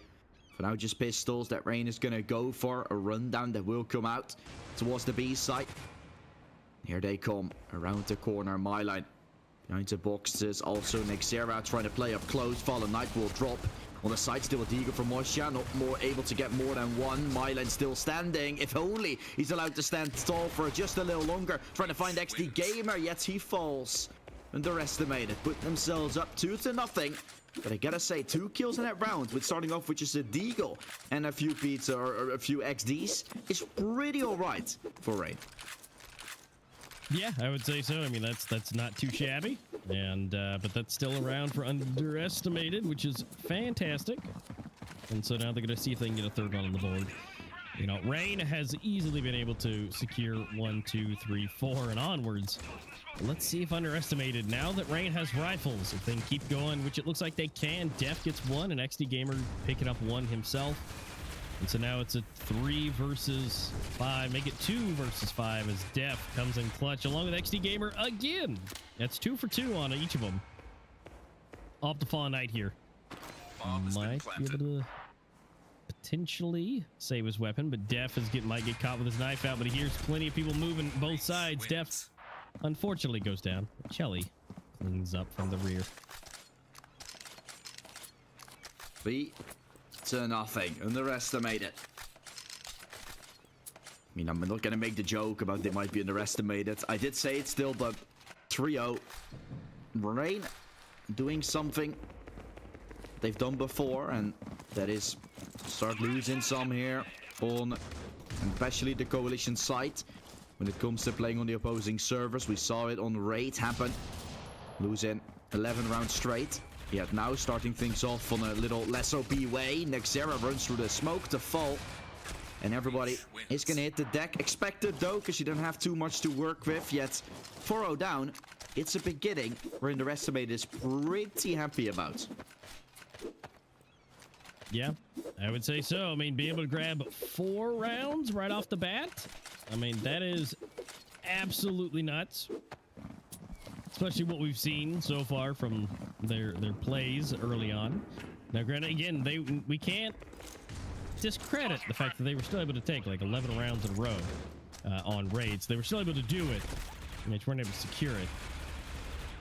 So, but they're doing great right now, hitting it early on.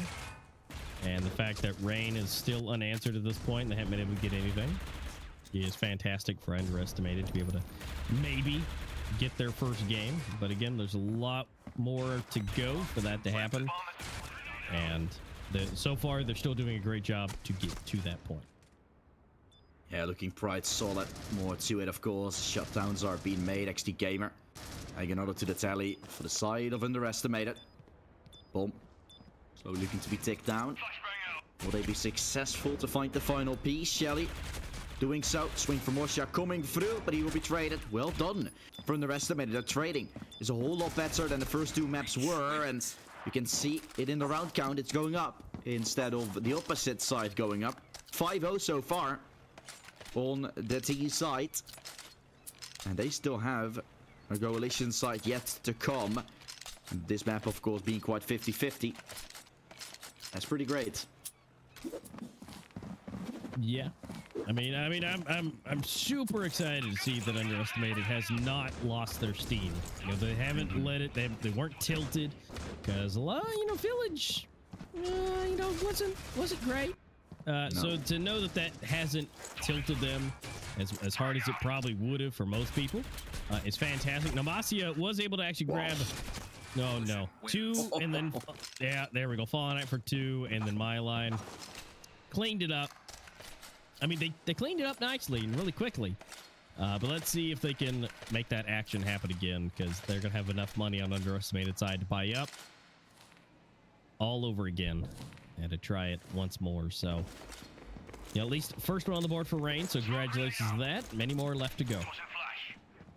Beginning has been made, and I'm sure that they're going to be allowed to find more with it. One more round will only put 2,000 in the back of Underestimated, so they'll make it a little less easy for them to start picking up rounds after round. But next year we'll have to do it behind this smoke. Triton allowed to take him away, and so the bomb is going to be under control from the side of Rain. Milan looking to peek. He knows that peek's advantage is a thing, so tries to catch Div off guard. Not going to be allowed to do so. He's up close. Looking to faulty hands of Wives. Allowed to take down Div. Def taken down. Leaving just Triton and Jelly. As they're repositioning. Wives is going to be in a good position soon. Bomb can still go back to A. So now he's in a good position. And he has to be that in a few moments as well. And Triton is trying to keep him at bay. Yet they're going to A and planting the bomb. Yep, they're going to get in there, get that bomb plant, get that extra cash, which is going to be nice. But can they catch Wives off guard? Because if he's able to make this into 2 1v1s, well, Triton is... Oh, he might be able to catch him off guard. If he sees the barrel, he knows he's there. But he's actually able to still connect and make the kill happen, even though he's under half HP. So, again, that small amount of information, that small extended peek gave his position away. So that's going to be good. Underestimated up another round. 6 on the board. They're already halfway there. Yeah, halfway towards making it all the way to match point and getting things on the roll, and that being right here, right now, that matters the most when they are 2-0 down, with the final map being a 13-2 is a real good starting point. Fallen Knight, though, wants to make it go to his side again. Armor gets broken. The advantage is here for Rain, yet they're down quite low. They're finding Xera. Triton adding another one to the tally, and just like that, Underestimated leading in this one. Taken away is Wise, 1 for 1 once more. UE in the lead, and only 1 to find on A. 1 to play against on B either, so if Mosha falls here, the round is basically lost, and as he falls away, still allows Myline to go back towards the A side, potentially help him succeed, yet concede the site in the process. I feel like he wanted to hold it at this point, I really do. As right now, you're gonna have to deal with 2 players nevertheless, so you might push out both from one angle each. But Mosha is gonna try to look for a kill through the wall. Gets a wall bang. Myline allowed to do so. This is still possible. It's all down to Triton. Can he find the 1v2? He knows where Mylan is, but does he realize where Mosha is right now? He could be anywhere. He really could. Triton running away, running back. Mosha swinging right on top, and it's Rain to come out victorious. The 2v3 retake comes out, as even though Rain is far from each other, they still play in sync, and it's exactly what they were looking for. Yep, that was great. It was great play. They were both able to get both kills simultaneously, and then they use that 2-to-1 advantage. I gotta give it though, Triton, his game sense was good. You know, he pushed. But once that jiggle came out, he assumed that somebody else was either going to be from behind, and then nobody was there. He knew where Masia was coming from, but again, wasn't able to really make that happen on those connections. And of course, now they just get obliterated. My line for 3 and Fallen Knight for 1, and whoever threw the nade just deleted them, and my line gets the last one. So 3 and 2 make 5, which means they get another point on the board to make it 3. Will that be possible? Are they gonna take more? The comeback is started though. There really is a good opportunity for Rain to show it off. If they can still make this one 6-6, I'm starting to get a little nervous, that's for sure. For now, the Arc, the SGs are in play. Fallen Knight looks to push. Takes advantage, using it. Tried them falling. Advantage taken. Rain really looking good. In the peaks they're doing. Myline with an SG is just something else, and he shows it once more. He's just so good with the SG, it's absolutely unbelievable. Allowed to take so much. Mosha boosting up to find Shelly. It's all left to Tyloo and Def, because they're both remaining. They're all that remains in this particular round. Def looking at a swing. Jim spots on middle. But the buy from Underestimated, I don't think it's going to be too great. A-Master up next, so Ray might be good to take at least 5 in this half, because they're looking quite unstoppable, and the economy is not that great either. We'll see how much they're getting, but 4 is at least going to be on the board now for Rain. And look at that, 2.7. UE have to go for an eco, so that's 5 possibly here for Rain already. Yeah, Rain's able to bring this back. It looked fantastic up front, but slowly but surely Rain is bringing it back. And again, going into a 6-to-6 switch would be optimal for Rain. Again, as we said, the port is about 50-50, so it's not the worst with how that goes. And so, oh no, Masia for 3, Myline and Wives for what? That just, the way it looked like it was pistol round, but it wasn't. And Rain just, deleting Underestimated in a rifle round instantaneously. That one flash just ruined everything. Nobody could see anything. Power to flash. Some people ask, what is the best util piece? Some would say is smoke, as you can block off the angle. One would say the molly, or in some games, right? The Molotov, which is doing damage over time, or the nade, which does instant damage, but a flash executed well just doesn't allow anyone to see anything. And that's what happened here. A flash thrown perfectly is the best util you can get, and you can see Rain utilizing it to perfection. 6, making it all tied. And we're going into the second half with an advantage for nobody. A Rain that still have the high ping and a bridge side to go for. I mean, what do you want more? You want to win, obviously, but that is a very good toss-up. And this is what you get when you're playing with pistols against rifles. Now playing against pistols with pistols. This is where Rain will have to show. They're now on the bridge side. Teams still having to be swapped over, but the run into the site that will come in for Rain. 4 players here into garage as they're getting pushed. Wives around the corner. Swing coming through. Mylan and Moshab all trying to help. This is going to be a brawl, but who will come out victorious? There's also a dual MTX in play, but now being taken down. Looking for more. Successful. Mylan, all that's left. Mylan looking for the final piece. He's going to try and find Shelly. Jumping, juggling. Not finding a kill, but he will come out victorious. How is that a shutdown? I can't believe it. Rain winning it, but running it down to the wire. And this is the beginning of potentially the end. Yeah, because remember, this is game number 3 of a best of 5. Rain is taking 2. And, you know, if Rain wins it, there's no need for the other maps. And, I mean, we thought about, you know, a 3-1, but 3-0 is definitely on the table right now. And it's all up to Underestimated to make sure that doesn't happen. Now, this round's probably not going to be the one where that happens. Pistols versus rifles, probably not the best thing there, but yeah, it's looking really good for Rain, but it's also still not looking that bad for Underestimated yet. So I feel like this is gonna be the closest game that we've seen, even though Raid came really close. It just wasn't close in the rounds. It's just all or nothing, basically. Yeah, I feel so too. I feel like Rain didn't really put too much effort into that second half, and now that they are actually having some struggles when it comes to it, we're once again on the T side, and that's just been deadly. The breach side has been deadly. I think we're going to be reminded of when Rain would eventually make it into the grand finals, whatever way they're doing it in this best of 5. But that the breach side for them is something to be feared of by any team going into it. They're going to face either Mulip Mafia or Evil Vision. One of the, or two of the best organized teams. I think Evil Vision is probably the best organized team coming in. But Mulip Mafia have the aim as well to back it up. So it's really going to be up to Rain to show that as well. And look at this. I mean, speaking of aim, Rain have such good players as well that are capable of going to beyond human possible heights almost. As they're just striking them down here on the A side. The retake is needed, but a 3v5, I think Underestimate is better off just staying away, because you're not going to win this one anyway. They're running out. Look at that, Mosha finding it. Trade comes through from Def, and he's going to look for more, but it's still an advantageous position for Raid, even if he finds 2.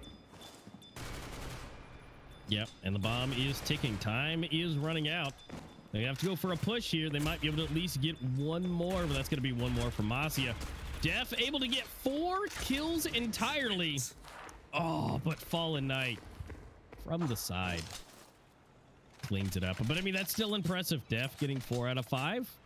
Fantastic. But that's still a round for Rain. Yep. Still round to take it. And UE, that will have to stop Rain from getting 4 more. They will have buy after buy coming in. My line. I mean, the fact that he's rocking a 1.61, I think this was bigger. I think it was like 1.7 as they're running in. So let's keep that for a little later, as here comes an A push once more. Here comes nothing, Rain says, but Nexera was the only one there. They run into the site and they're falling back. And Nexera just got used as bait to check if the A side was guarded. And it was. So now he falls, and probably around us too, as Mylan's still allowed to get a trade. Maybe a little bit too late. Fallen Knight runs into the middle. Rain fights this back. I can't believe it. How are they allowed to do this? It's all down to a 3v3. And I was going to say Mylan rocking a 1.62 KD. I think it was a whole lot higher before, after he dropped a few. But this series in particular, he's been absolutely mind-blowing again. So that thing is going to go back up to 1.7 soon. As Mylan, 27 or 22 in 7. He's going to try to make it more. He's now going to drop, so 22 and 8. And Wives that has to step up. Hasn't been the best so far, and will be following himself. Underestimated up to 7. And there is still a chance, potentially, Raymaster. Yeah, I can see it. I can see the vision of them winning. At least one. But again, as we said, as we move forward, it only becomes increasingly more difficult. And they have to adapt to that in such quick succession. And we'll have to wait and see if they can do it as we continue more rounds. Round 17 underway. They're making a run for it again. All pistols and 1 SG, which everybody gets deleted. Trident, Tyler for 2. We're going to see Jelly for 1. And it's all up to my line. See if he can get any pistol taps at all. And that is a no. So now Underestimated squeezes the gap. Only to 1 remaining to separate them from tying it up. 8 to 9. They're getting there. And honestly, it looks like Rain, I don't know if they're going to buy up this time. They might just eco again just to make sure they have extra money or half-seas. We'll have to wait and see. And it looks like they're going to go half-seas. 2 Deagles and 3 SGs. Oh, sorry, and an AK. Yeah, rocking a little weird buy, not on the same page. Milo and Xera seeming to be on the same page, but Wise Mosha and Fallen Knight rocking something else. Maybe thinking about AKs in the next round when the others are going for SGs, and at least keeping the pressure up to UE, knowing that they're still going to be chaseable in terms of the utility, or in terms of the money that they have, the economy. Because with 2 rounds in a row, for example, being lost, underestimated will not have any cash. And then Rain can all of a sudden be 11, maybe 12 up. That is really going to be an opportunity. They're bringing themselves. Let's see if this round is going to be the same, as control for Rain is huge. Pushing towards the long position. Their Def will miss some shots, as he will have to run away. Chell fighting 2 though in middle. And Shelly is able to stay and stand tall just for now. There's a trade. There's still an advantage, yet Shelly will have to be clear. They will not. Rain is looking to win this round. Oh no, Def getting caught with his knife out. Shelly potentially not able to ace things up. Myline actually able to secure himself an AK. It's a 1v2. It's not undoable. Just got to get 2 1v1s or just pick their faces off quickly. Oh, this could be... Oh, no way! Myline. Oh, wow. What? This guy is just too good. I can't believe it. Starts out with a deagle, gets a kill, takes his weapon, and just dunks on the last 2 players. And the thing is right there, you might be wondering, why doesn't he switch to his deagle? He had 10 bullets in his AK. He had 0 in his deagle in that moment. He picked up 1, had to full reload to then jump and get the kill. This guy is inhuman. It's absolutely unbelievable. And this could be the beginning of the end, as Rain once again start things off by getting an entry. Rain is doing Rain things, and this is their world championship to take. They're once again doing something quite unlikely. No one thought this one coming. No one saw this round in particular to still be one only, aside from Rain saw. No faultless needed even. Rain is doing it without him in this particular game, in this particular order. Going into garage now is around the corner. Tyler is there, trying to wait, trying to spray, allowed to get 1 through the smoke. Def tried to push through, but unsuccessful. The shutdown once more made, and Shelly in a 1v3, as the bomb will go down on A. And Rain, are they going to stick to the side? Of course not, they're going to hunt. Texera's already on the hunt. Wives is spraying to take him down. He reads this. What? Oh no. How do you read that? I can't. Rain. They're in the brains of UE. Yeah, they're just calling it. They're calling it right there. They're able to just anticipate. And, well, their anticipation, their internal monologue is just correct. You know, they're like, hey, he might be poking off. He might be looking through these boxes. Let's just take his face off, right? But and they're making the calls. That jump shot, he's just in the air, falling down, headshots. Like, you're gonna be mad as your UE as well. Like, how did he get that? I mean, it's just Myline, man. Sometimes you can say, this is the only thing that Myline can do. This is the only person that can do this is Myline. Yeah, nothing like a good jump shot, headshot. I mean, that is...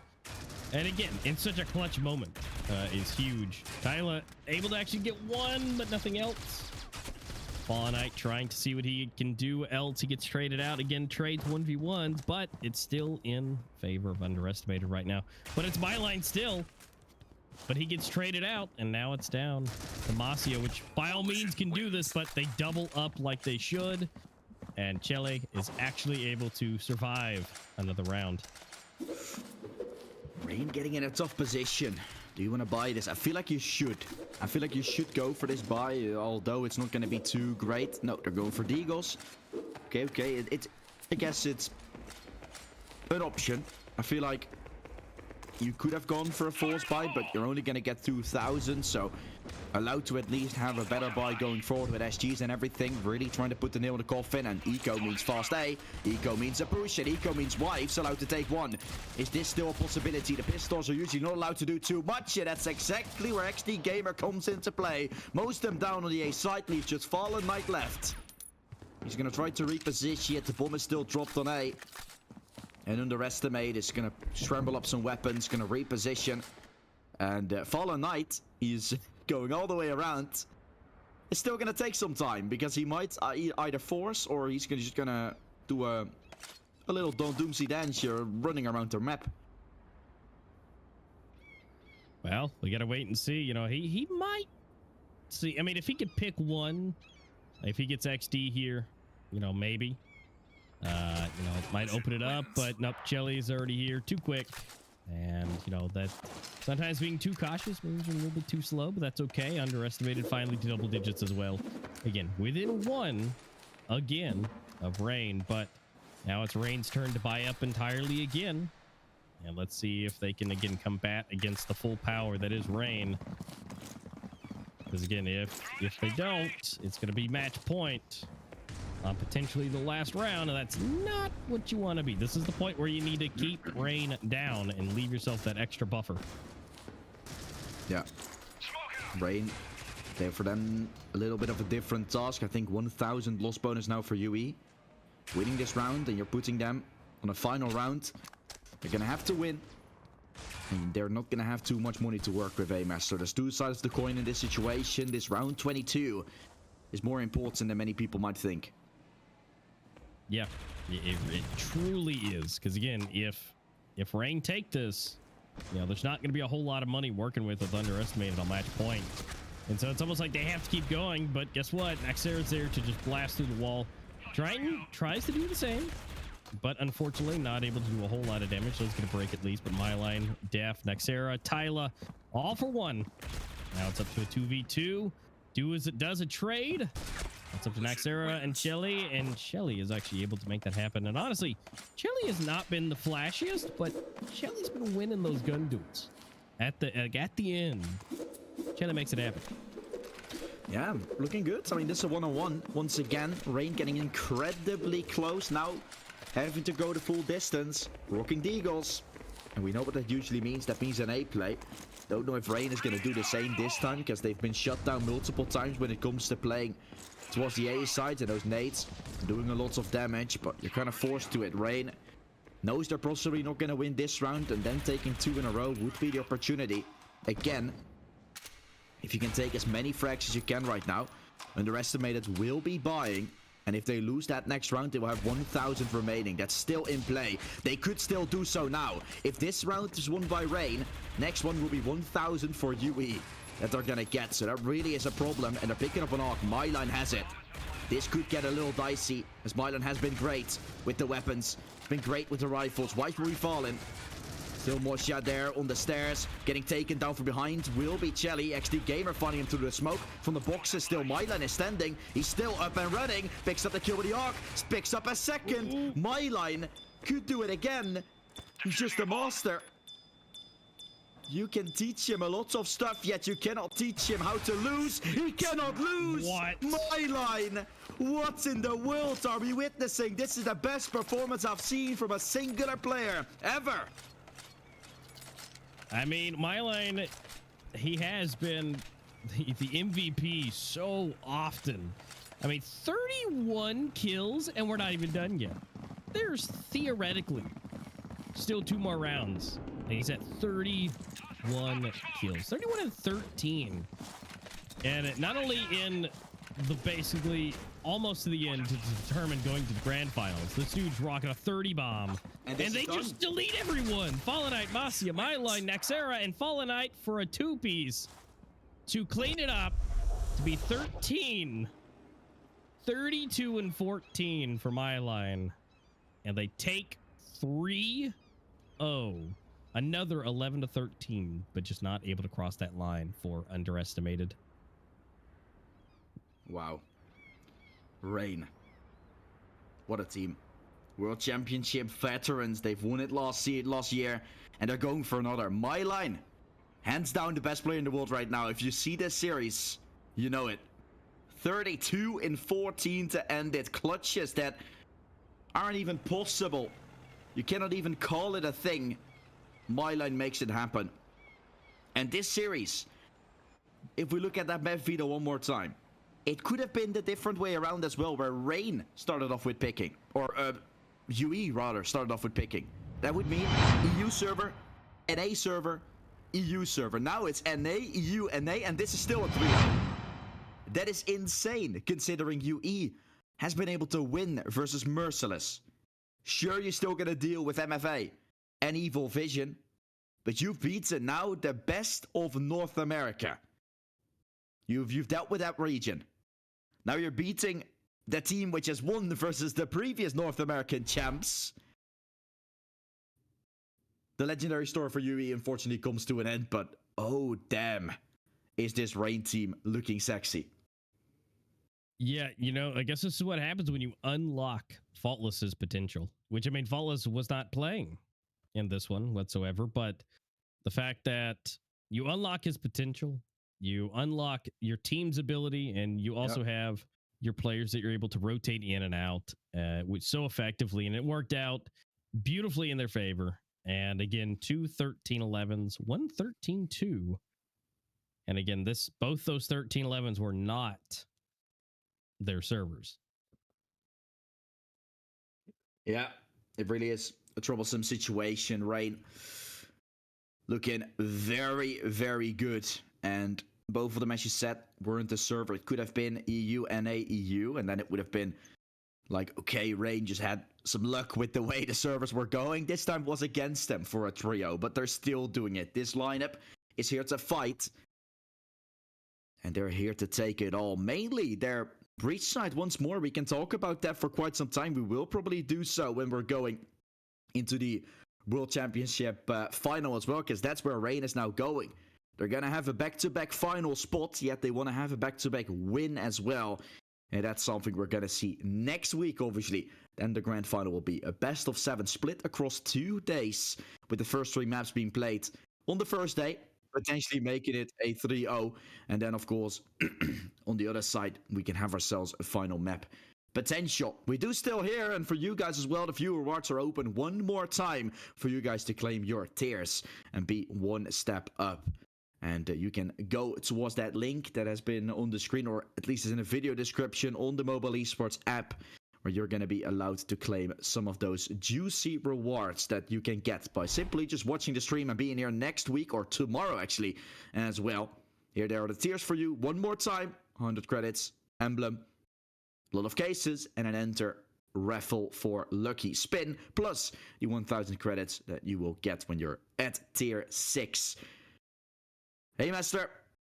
I hope the stream is going to be a little bit longer. I hope we're going to see some more gameplay, but I think that we've gotten ourselves some good gameplay to watch as well. And that is, I mean, also good. I'm not going to say for a change, because we have had a very, very good gameplay coming through. This has not been whatsoever, this has not been an excellent level or something that we haven't seen before, because we saw MFA as well. We saw Evil Vision. They're all going to be there trying to beat Rain. But it's going to be tough, what we have seen right now. EV might be allowed to talk about them being the #1, right? In the previous interview that I had with Metal on the previous stream, if you want to still check that out. It was a pretty lovely one, of course, where he spoke about what he thought his team was capable of doing. He thought he was allowed to win it all. I mean, when we're seeing Rain right now, I think he's a little bit shaken. I really do. I would say so. I mean, the fact that unlocking Faultless, you know, from being the in-game leader has opened up his abilities. He's been really performing good. But the fact that my line has not slowed down either. No. And 30 bombing it, I mean, is insane. And so the fact that both of those things are still on the table and the team is so versatile, I mean, this is absolutely amazing to see that Rain still finds ways to improve. You think they're the world champions, they have nothing to improve on? Well, they still show you anyways. Yeah. And they still make even more incredible plays happen. You know, unfortunately, Underestimated has to leave us, but being such a new team, a new roster, and a bunch of friends, the power of friendship worked out all the way to 4th place. And so you've got to give yourself a pat on the back, Underestimated. You guys did a good job. You put up a good fight. But ultimately, at the end of the day, Rain took it away. But guys, hang out with us for just a little bit. We're going to go off to a quick break. We still got a couple more things up for you guys here in just a bit, so stay tuned.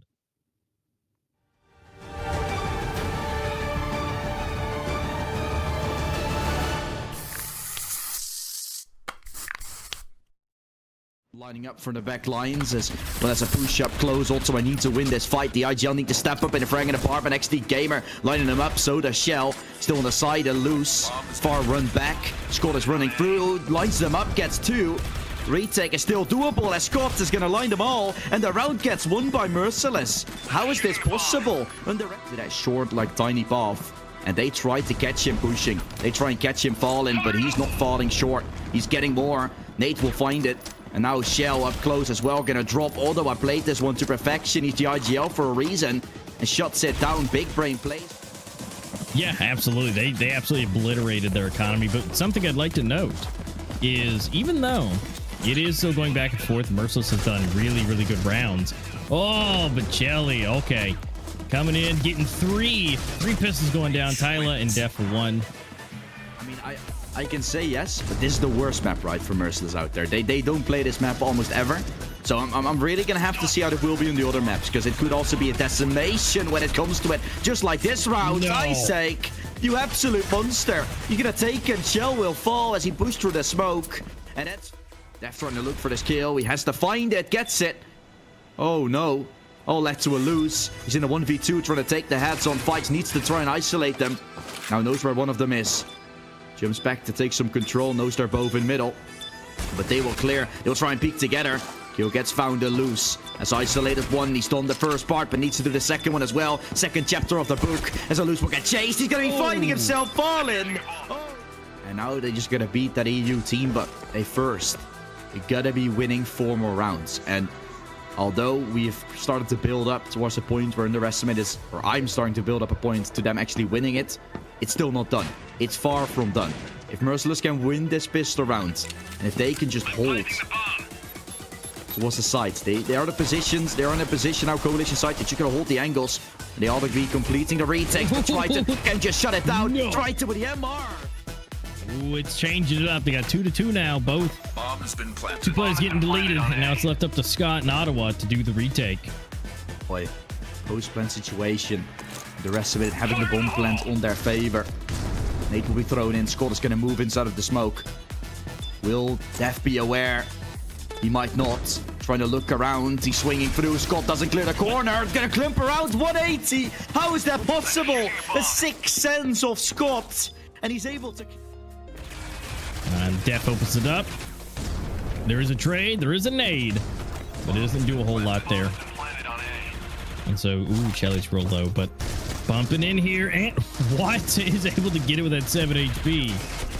Oh, no. Isaac put in, doubles up. 2-2. And the bomb's down. It's down to a retake now.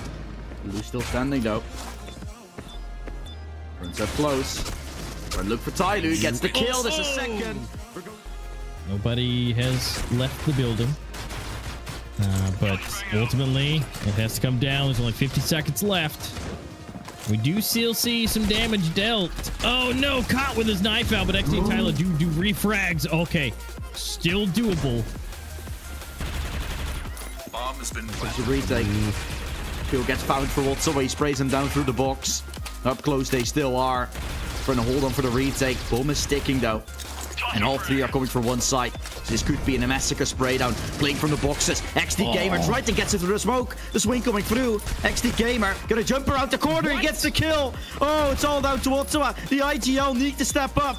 And he could just be the hero. But he could also be the deal-less maker.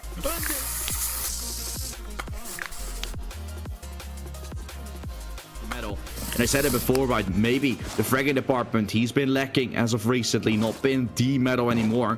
But once you see these strategies, once you see these calls for him to stay cool, calm, and collected, take middle very diligently, now go towards the A side, plant a bomb.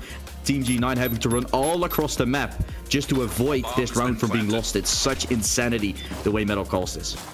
Yeah, look how cool he positioned himself with that scope AR here in the back, Metal right on top of the site, ready to defend it. And you got Rafa over here now watching potential backstab coming in through cardio. It's gonna be a difficult retake for Team G9 to pick up here. Close. Seeds trying to find himself a little opener. Metal still on the site, taken away by Crux. Gonna find one. See as well, up close, trying to swing. Bomb will get tapped. It's going to be stuck in. Oh, they're not going for it. He's sticking it. He's going to have the round. G9. How do they do it? It really is a bros don't fake right here, and he's gonna take them all with him. He gets too many frags because he's not the one going for engagement. He's just watching for a flank. Evil Vision, they go towards that banana position there, is trying to watch towards the B side. And then Metal is the one just holding behind for a single push. No one pushes from Team G9, so Metal isn't really allowed to get any kills. But he's the one like offering himself up for the team, just to playing those positions. And that's probably why his KD has been a little bit falling behind. But at the same time, now there's 50 seconds left. They're going to maneuver their way up, and Metal has to start fragging. Starts to move up mid, now maneuvers back. And there will be a B push around the corner. Still Yuria.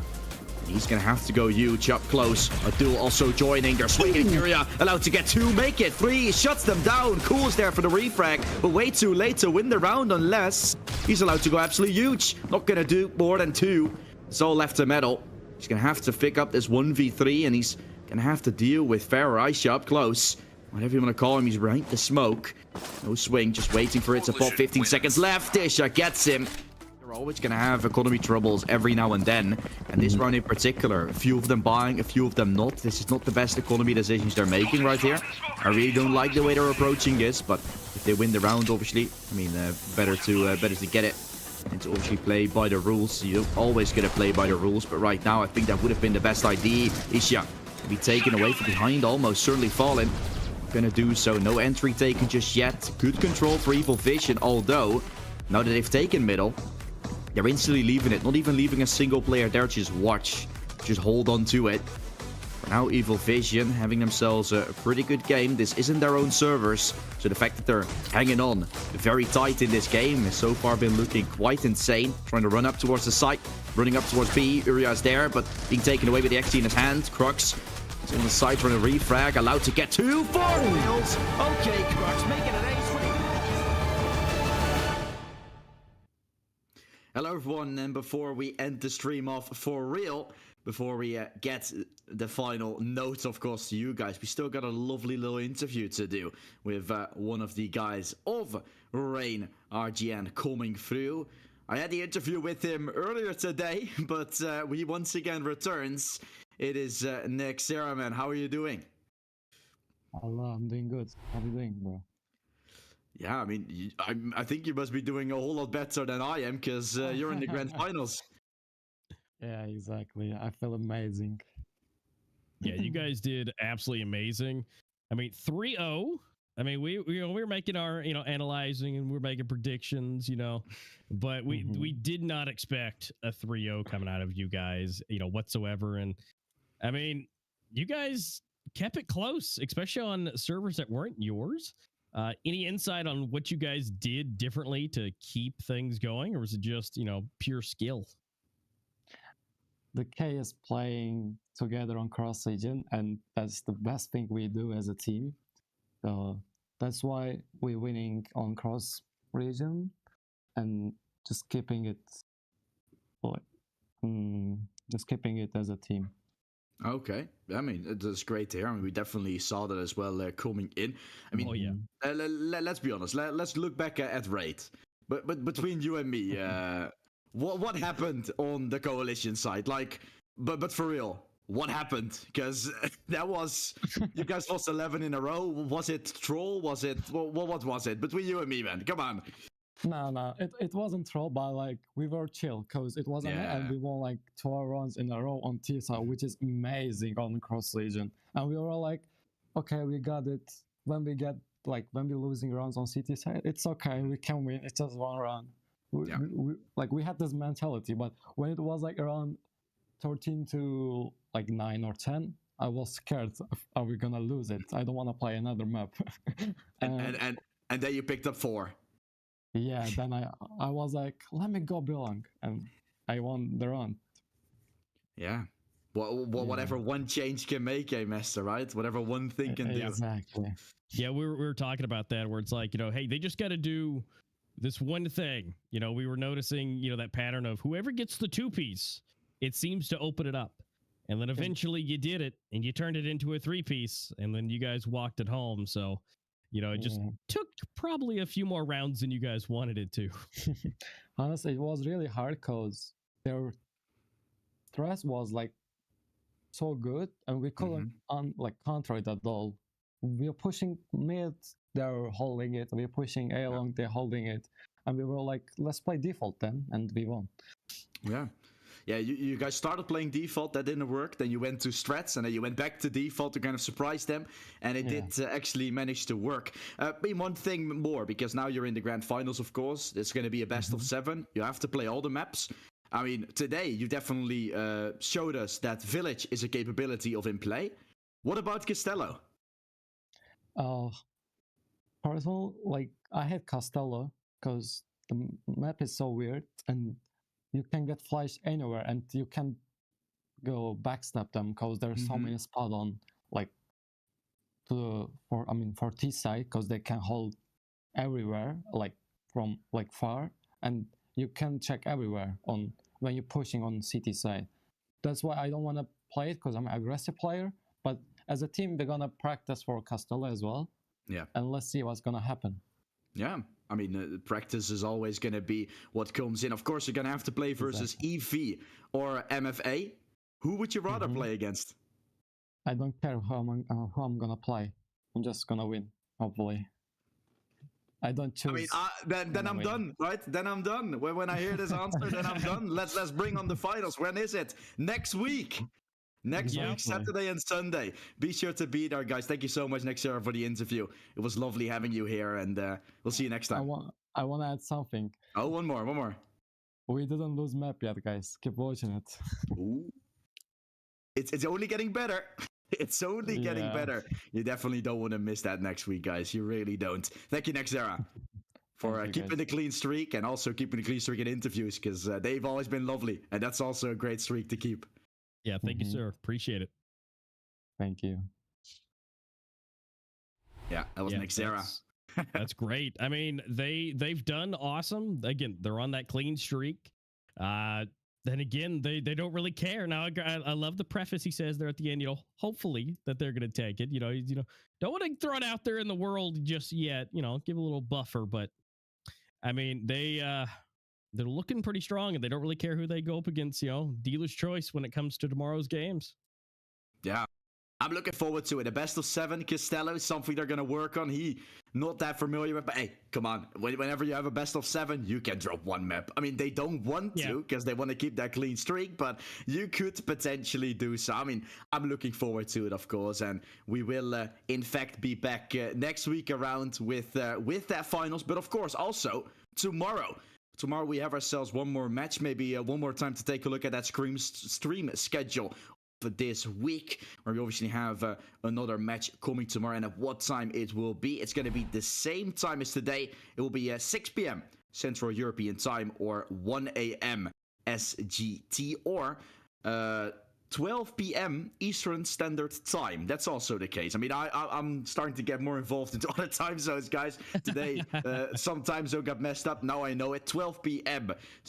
Eastern Standard Time. Then we will have ourselves that match if you're obviously from NA and want to see how the opposing teams of potential RGN, or if you are an Americans fan and want to see the dream of NA, or America's rather, be kept alive by Evil Vision, definitely be sure to be there, because Mafia have one of the greatest rosters ever built, and you've gotten one of the greatest teams ever built, with the greatest IGL and the new youngest up-and-coming prospect playing against each other. I mean, come on.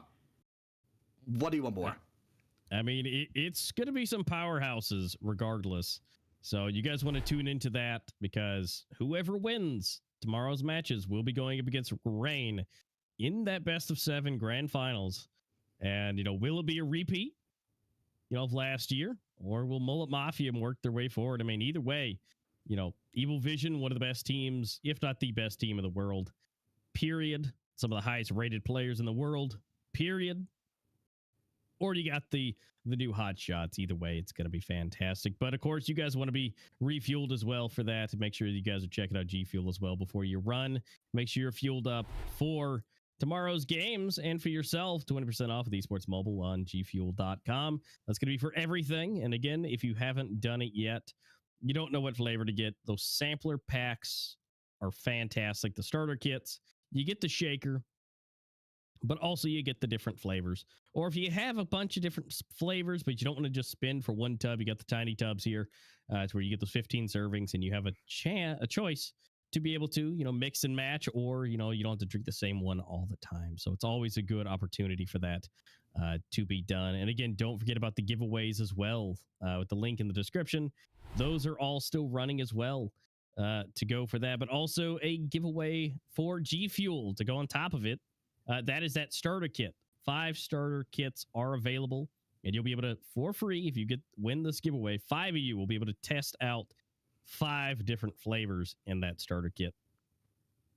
Yeah, it's great. A great thing to get things going. Of course, the Gleam link in the description will direct you to there, but it does mean that we're coming to the end of the stream. I really want to thank everybody at home for watching. Obviously, you guys, you are awesome. You've been here. You've supported us along the way. You've watched. You've cheered.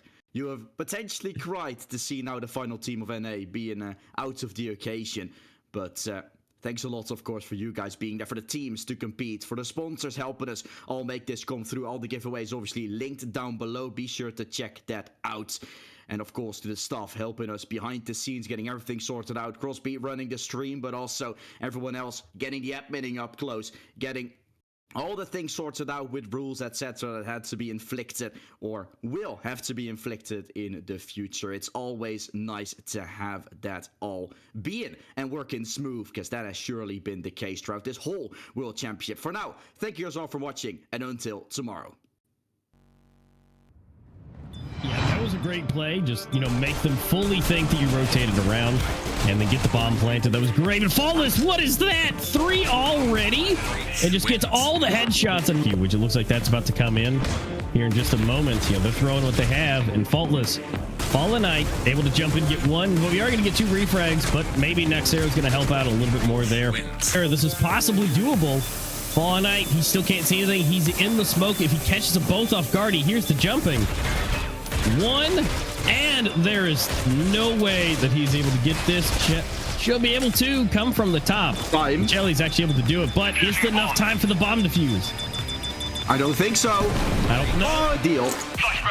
As the re-execute will start to come in. Def allowed to take down Fallen Knight, but is he aware of Washa? No, he's not, and he's still on the side. He's still going to line them both. 2, and statistically speaking, and how Rain has been doing, this is not going to be as good as it should, but the caster's cursed, but guess what? The bomb. Cover that after this round, as there's still a playing coming through. My line of swings. Catches Triton off guard. XD Gamer gonna spot Faultless up close. Jumps down to get a... And again, this could go either way, but if it goes in the way that it has, Rain might be able to take it, but it seems like the pistol is in the favor of Underestimated this time. They at least have 2-man advantage. Evan, for example, a loss would still leave Underestimate to have 10 rounds in their disadvantage coming in. So, Rain, it doesn't seem like they're gonna lose it whatsoever in terms of the round difference, but maybe they're gonna lose in those rounds. Maybe they're gonna lose it in the entry, and now they are gonna have themselves a lot of weapons to utilize. They're obviously using it to their advantage. Look here, Mosha peeking instead of Shell peeking him, making it work, making it happen. Nexera doing exactly the same. Fallen Knight falling to the side. Def allowed to take 2. But now we're seeing 2 to 3 players of Underestimated living at the end of these rounds. So the rounds that Underestimated are winning are looking more impressive. Yeah, could have something to do with the servers. I'm not too sure, but Shell's going to shut it down. The power of friendship. Friends are for the NA player. Not having any problems with the ping. Can make it happen. Can make it swing, but it's not going to... 2 from Coalition Parts. Death. Fully flashed. Taken down. The backside still. Heavy to answer. Bomb slowly ticking down. Fallen Knight trying to run through the smoke. Unable. And the continuous success from UE is... Possibility. Maybe not. Wins. And that seems to be the case. Gonna wait for the swing to come through. Wife's substituted in, of course. He will be here. He's gonna grab the first kill already. The ZU server, so Mosha won't play. The kills are still coming left, right, and center with Tyler and XD Gamer allowed to find 1 each. But Rain is holding on. Rain is looking for the final kills, and they're looking for the final nail with a coffin. It's all down to... XD Gamer getting his face blown off. Fallen Knight gets his 2-piece, make it a 3-piece. Leave it on to Chelly, and he gets... And they win more. The learning process has started, yet school takes quite long. Most kids find, and just like that, there's more to it. Fallen Knight shuts down another one. Shelly behind the smoke. Tyler is there to take down Myline, which tried to look to go back into the site. A flank also comes in the middle. Myline seeing him. Myline looking for the final piece. He runs in, but Myline holds it down, and it's double ding. It's gonna be tough, and that's for sure. First 2 kills taken though. And again, ping differential makes a difference. When you're playing on high ping, you want to be the one peeking. The fact that you're only finding 2 rounds on the breach side is then a little bit problematic, because now you have to hold, and now that will be paid out pretty definitely. Chelly, the players. And they've had to use everything they could possibly use. And that's pretty much it. Yeah. XD Gamer gets 1. Tyler for another. Def gets 2. It's off to Myline. And he gets 2. Myline in a 1v1 with Triton. To keep underestimated in here, Triton just has to get 1 kill against the top fragger for the entire team of Rain. Breach wins. Of course you lose that one. Giving his team enough time to not only escape, but get the bomb planted before they even went on a move. So it's a 3v3 retake. And Tyler, Masia doing a nice trade out. Triton able Trying to play up close. Fallen Knight will drop on the side. Still a Deagle from Moisha. Not more able to get more than 1. Mylan still standing. If only he's allowed to stand tall for just a little longer. Trying to find XD Gamer. Losing 11 rounds straight. Yet now starting things off on a little less OP way. Nexera runs through the smoke to fall. And everyone successful to find the final piece. Shelly doing so. Swing from Moisha coming through, but he will be traded. Well done from the rest of them. The trading is a whole lot better than the first 2 maps. 50-50, so that's not the worst with how that goes. And so, oh no, Masia for 3, Myline and Wives for what? Here, they might be able to at least get 1 more, but that's going to be 1 more from Masia. Def able to get 4 kills entirely. Oh, but Fallen. Oh no, Def getting caught with his knife out. Jelly potentially not able to ace things up. Myline actually able to, or just pick their faces off quickly. Oh, this could be. Oh no way! Well, Triton tries to do the same, but unfortunately not able to do a whole lot of damage. So it's gonna break at least. But Myline, Def, Nexera, Tyla, all for 1. Now it's up to a 2v2.